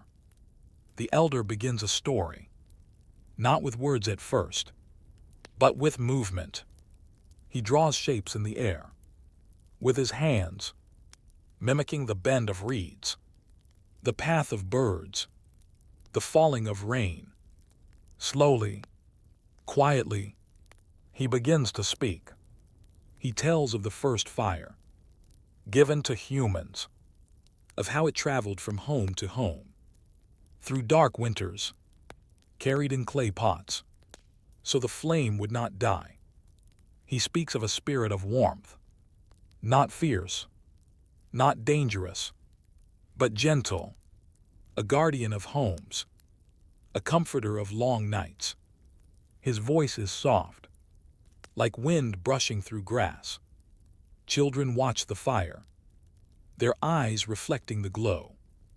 Adults listen with calm stillness, as though these words have been spoken every winter night since the beginning of time. You feel the story settle into your own breath, as natural and ancient as the fire itself. Stepping outside into the earliest winter night. When you step out of the home, the sky is quiet and clear, deep blue-black, studded with stars, untouched by any distant lamps or fires. The air carries the scent of earth cooling after day, of smoke drifting gently, of winter settling quietly over the first farms of humanity. The landscape is peaceful, open fields waiting for spring, riverbanks resting in the night, the silhouettes of simple homes glowing softly with firelight. You stand still, feeling the calm of a world still new to settled life, still close to the rhythms of seasons and soil. The night holds its breath. Around you, quiet, timeless, full of ancient peace. A pause before we move into the closing journey. You have now traveled from ancient empires to early villages, from monasteries and deserts to forests, mountains, and snow-covered tents. Each winter feast, no matter how small, has shared the same gentle truth. That warmth, food, and quiet companionship carry us through the longest nights. Before we enter the final chapters, a return to where this journey began, and a gentle closing to guide you toward rest. Pause here. Feel the earliest fire, the stillness of winter, the softness of the ancient night. The earliest farming village fades into the night behind you. Its reed mats, clay vessels, and humble hearth softening into mist, like memories drifting across time. The air warms again, slowly, gently, until you begin to feel the familiar touch of desert breeze carrying grains of sand, and the distant sweetness of the river. A soft glow appears on the horizon, and with it, a calm, steady hum of water moving over silt. You are returning to ancient Egypt, the starting place of this long journey, a land where winter brought cool nights, warm fires, and feasts that celebrated life in gentle, rhythmic ways. Let us step quietly into one final winter evening here to bring this journey full circle. Walking once more along the Nile at dusk, imagine yourself moving slowly along the Nile's edge. The river glides quietly, its surface silvered by the last light of day. Palm trees lean gently over the water, their fronds rustling softly in the mild winter air. Mud brick homes rise in the distance, their simple walls glowing warmly. In lamplight, women carry baskets of grain back from the thrashing floor. Men mend nets beside shallow boats. Children gather small bundles of reeds for the evening fire. Everything feels familiar, warm, grounded, gently alive. Under the cool Egyptian sky, a soft voice calls to you. From a doorway, a family invites you inside. One more hearth, one more winter feast, before this journey draws to its quiet close. Inside a winter home along the Nile, you step through the doorway into a room lit by oil lamps. Their golden glow flickers against clay walls, decorated with simple brushstrokes of lotus, reed, and gently flowing lines. A clay oven warms the space with a soft, steady heat. Flatbread bakes on its surface, the aroma fragrant, comforting. Nearby, a pot simmers, a stew of lentils, onions, garlic, and herbs gathered from the riverbanks. A dish of dates rests on a woven mat, alongside figs, softly dried in the sun. Another small pot contains dukkha, a blend of ground nuts and spices, to sprinkle lightly over warm food. The family moves around the room with quiet grace. A girl kneads dough, her hands moving slowly, rhythmically. An elder stirs the stew.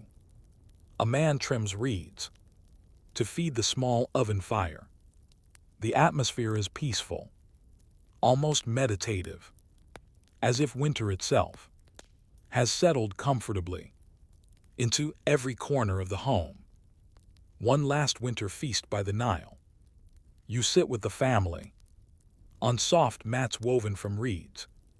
Bread is passed first, warm, pliant, perfect for scooping into small bowls of lentils, flavored with cumin, coriander, and slow-cooked onions. The stew is mild but rich, each bite warming your chest and easing your breath.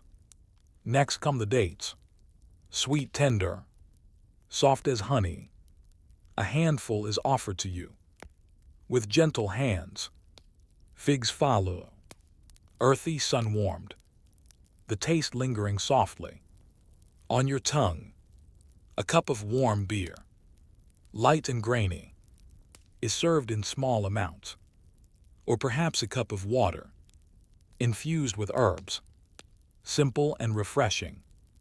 The family eats quietly, the rise and fall of their conversation, as calm as the river outside. You feel yourself settling deeply into the moment, your breath slow, your shoulders loose, your thoughts soft and drifting. The fire crackles, a lamp hums faintly, and winter moves gently through the peaceful home. A final story of the river. After the meal, the family gathers around the warm clay oven. The elder begins a story, passed down through generations, a tale of Happy, the spirit of the Nile, who blesses the land with gentle floods and keeps the seasons in harmony. But tonight, the story is told softly, not as myth, but as comfort. He speaks of water flowing steadily, even in winter's coolness, bringing nourishment to fields that sleep beneath the mild Egyptian night. He speaks of peace, of cycles, of the quiet certainty that the river will rise again when the time is right.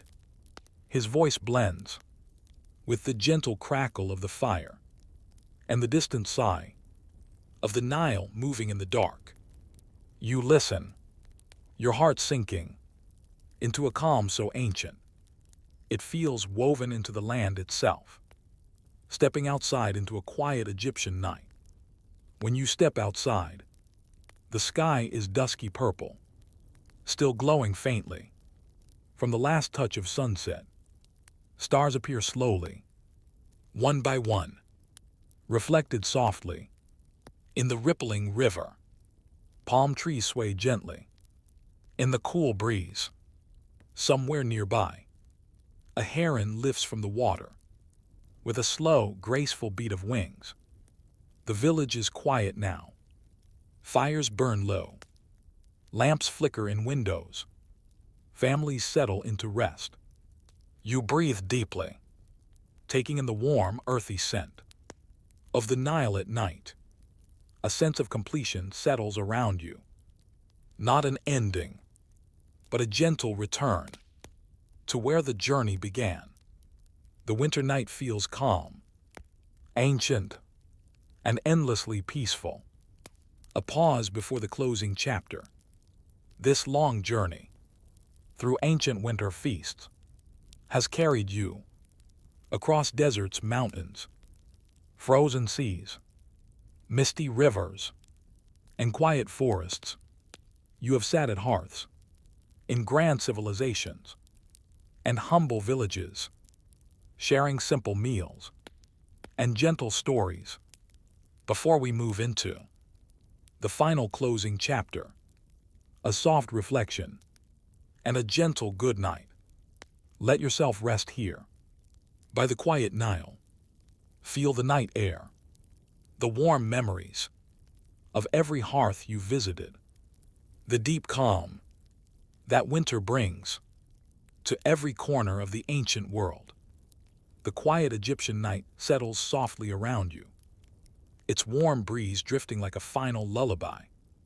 From a world of ancient hearths, the river hums in the distance, steady and calm, as if reminding you that time itself flows gently onward. You stand at the edge of the village, feeling the cool sand beneath your feet and the soft glow of lamps fading behind you. The journey through winter feasts, across countless landscapes and centuries, has brought you to a place of deep stillness. And now, your steps turn toward a path that leads not to another hearth, but quietly, gently, homeward. Let us walk the final stretch together, unhurried, wrapped in calm, carried by the soft echoes of every fire and story shared along the way, walking through memory's quiet path. As you begin to walk, the world around you grows misty, not uncertain, but tender, as though wrapped in soft cotton. Shapes appear in the haze, a roundhouse glowing with embers, a Japanese garden touched by snow, a Greek stone kitchen filled with bread scent, a desert tent beneath a star-crowded sky. You hear laughter from Carthage, soft chanting from an Irish monastery, the rhythmic hum of Inuit lamps, and the gentle whisper of wind moving through Slavic pines.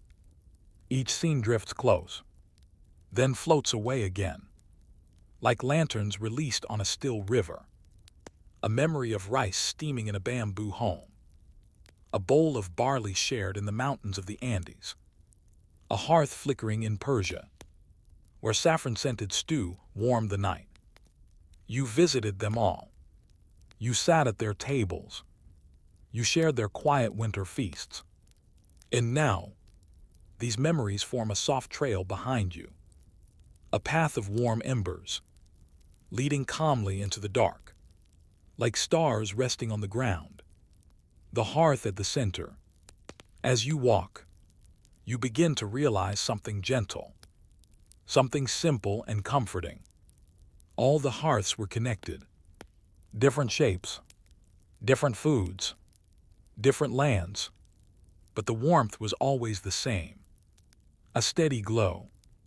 In the heart of winter, the Bronze Age fire, the Nile clay oven, the monastic hearth, the Arctic lamp, the desert embers, the forest stove, each one offered the same soft truth, that people everywhere have always found comfort in warmth, in food, in gentle company.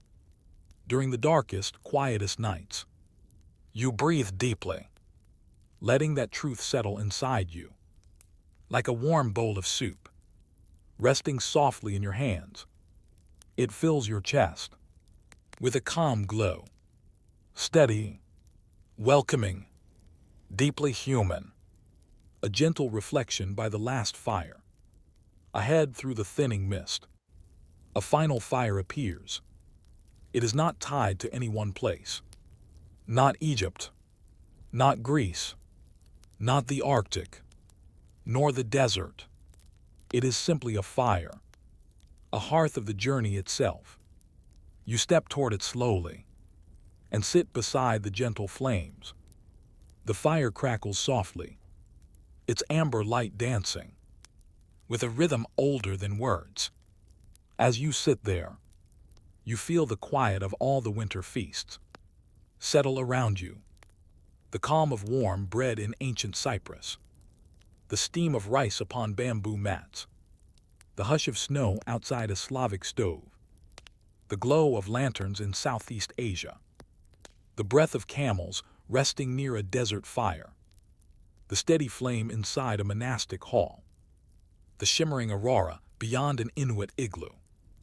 All of them gather with you here, not as places to travel, but as comforts you carry inside. The world is quiet. The fire is warm. Your breath is slow and steady.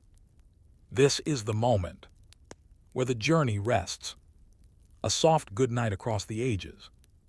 As the final flames flicker low, the night around you deepens into a peaceful hush. A soft wind moves past, gentle as a whisper. Above the sky holds a scatter of faint stars, as calm as the hearths you visited along the way. The world feels wide, yet deeply still, quiet enough to hold sleep gently in its hands. And now, As the last embers glow softly, you hear a single thought rise inside you, not spoken aloud, but felt like a warm blanket drawn across your shoulders. You have traveled far. You have rested well. You have walked through winter nights, in 100 ancient worlds, and each one has brought you to this quiet peace. Let the warmth linger. Let your thoughts drift softly. Let the calm settle around you, like the slow-falling snow of places you remember. Your eyes grow heavy. Your breath grows deep. The world narrows into a gentle cradle of night. Sleep can come now, like a soft winter tide, moving toward shore. Sleep well, traveler. Rest deeply. The hearths of the ancient world will keep their light for you. Until morning, good night.